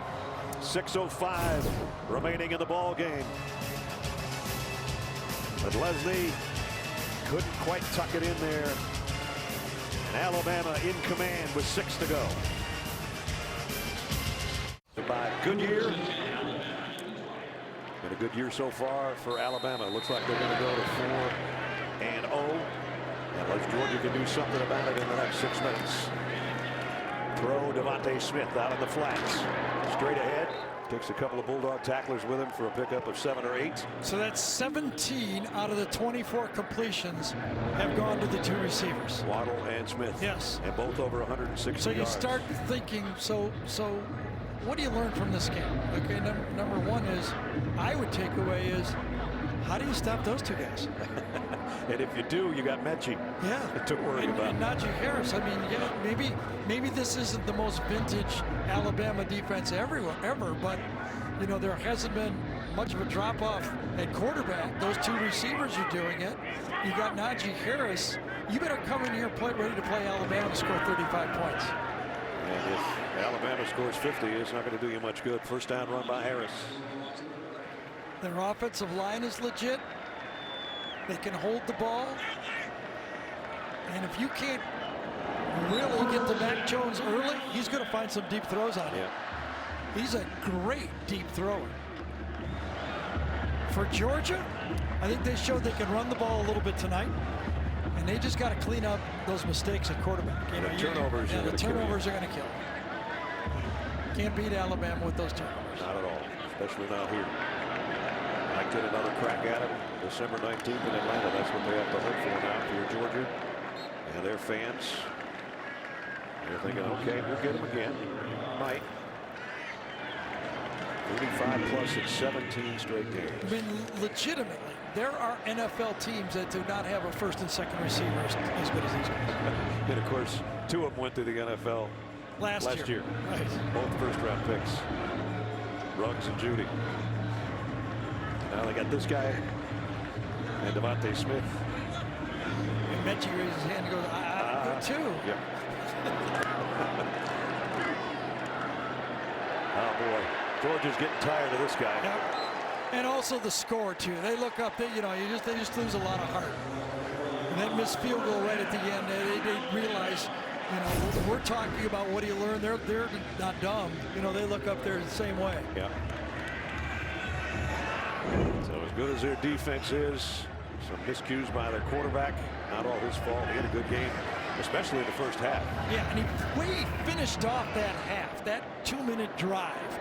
You know, that field goal at the end was a big field goal for Alabama, just going into the locker room. The way that Bennett finished off that drive was a beauty, and then he comes out the second half and not as well. Remember, they got that with 1 second left when they spiked the ball. And Nick Saban said, wait a minute, we got 3 seconds.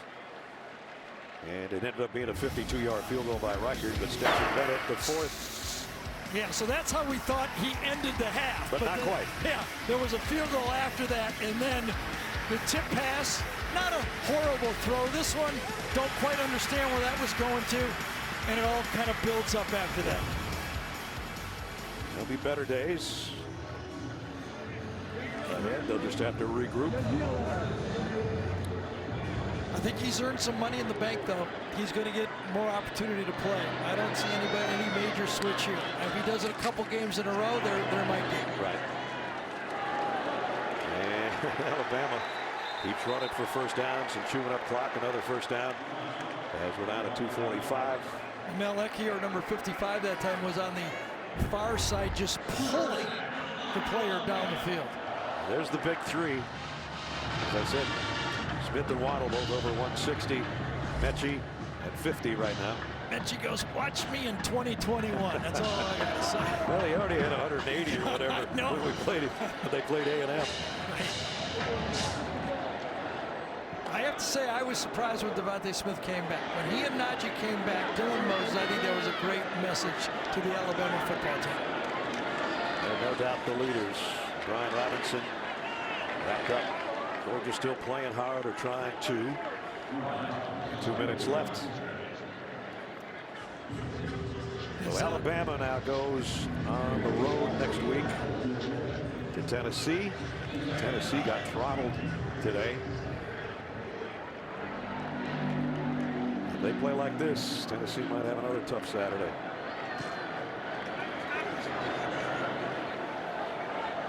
Acadian averaging 51 points a game. They got 41 right now, and they're not really looking for any more other than to run the clock. About the time this guy could break one for a touchdown, which he had 5 of those last week. Wow. At all the way to the 36-yard line. Here's what I was talking about. Next Saturday, our usual afternoon slot. Another tough matchup tied into Knoxville. Day starts with college football today at 3 Eastern. Next Saturday, SEC on CBS. Zucker and the guys will start things off, and then Jamie and Gary and I and our crew will be in Knoxville to bring you that one. See if Alabama can go to 5-0 at that point. Not going to lose any ranking today. They'll be number 2. And this might be the best. This will be the best defense they face all year, and they put over 550 yards on them. 565 against them. There's the big fellas over there saying, hey, we believe in you. We'll get them again. Yep, that's good. Good to see. Look at Najee going and shaking everybody's hands. Well, Coach Saban on Wednesday was worried whether he'd even be able to be out here tonight. And not only is he out here, he goes to 22-0 against his former assistant coaches. I don't think he cares much about that. He just wants to win the game. But anyway, we keep talking about it. Kirby's had 3 shots at him and has come up empty 3 times. But a good game, tough game. Outscored Georgia by 3 touchdowns in the second half. And there's the friends at the middle of the field. Mac Jones, another great outing. Not so much in the second half for Stetson Bennett, the 4th. 41-24, number 2 over number 3. We'll have a lot more to talk about when we come back.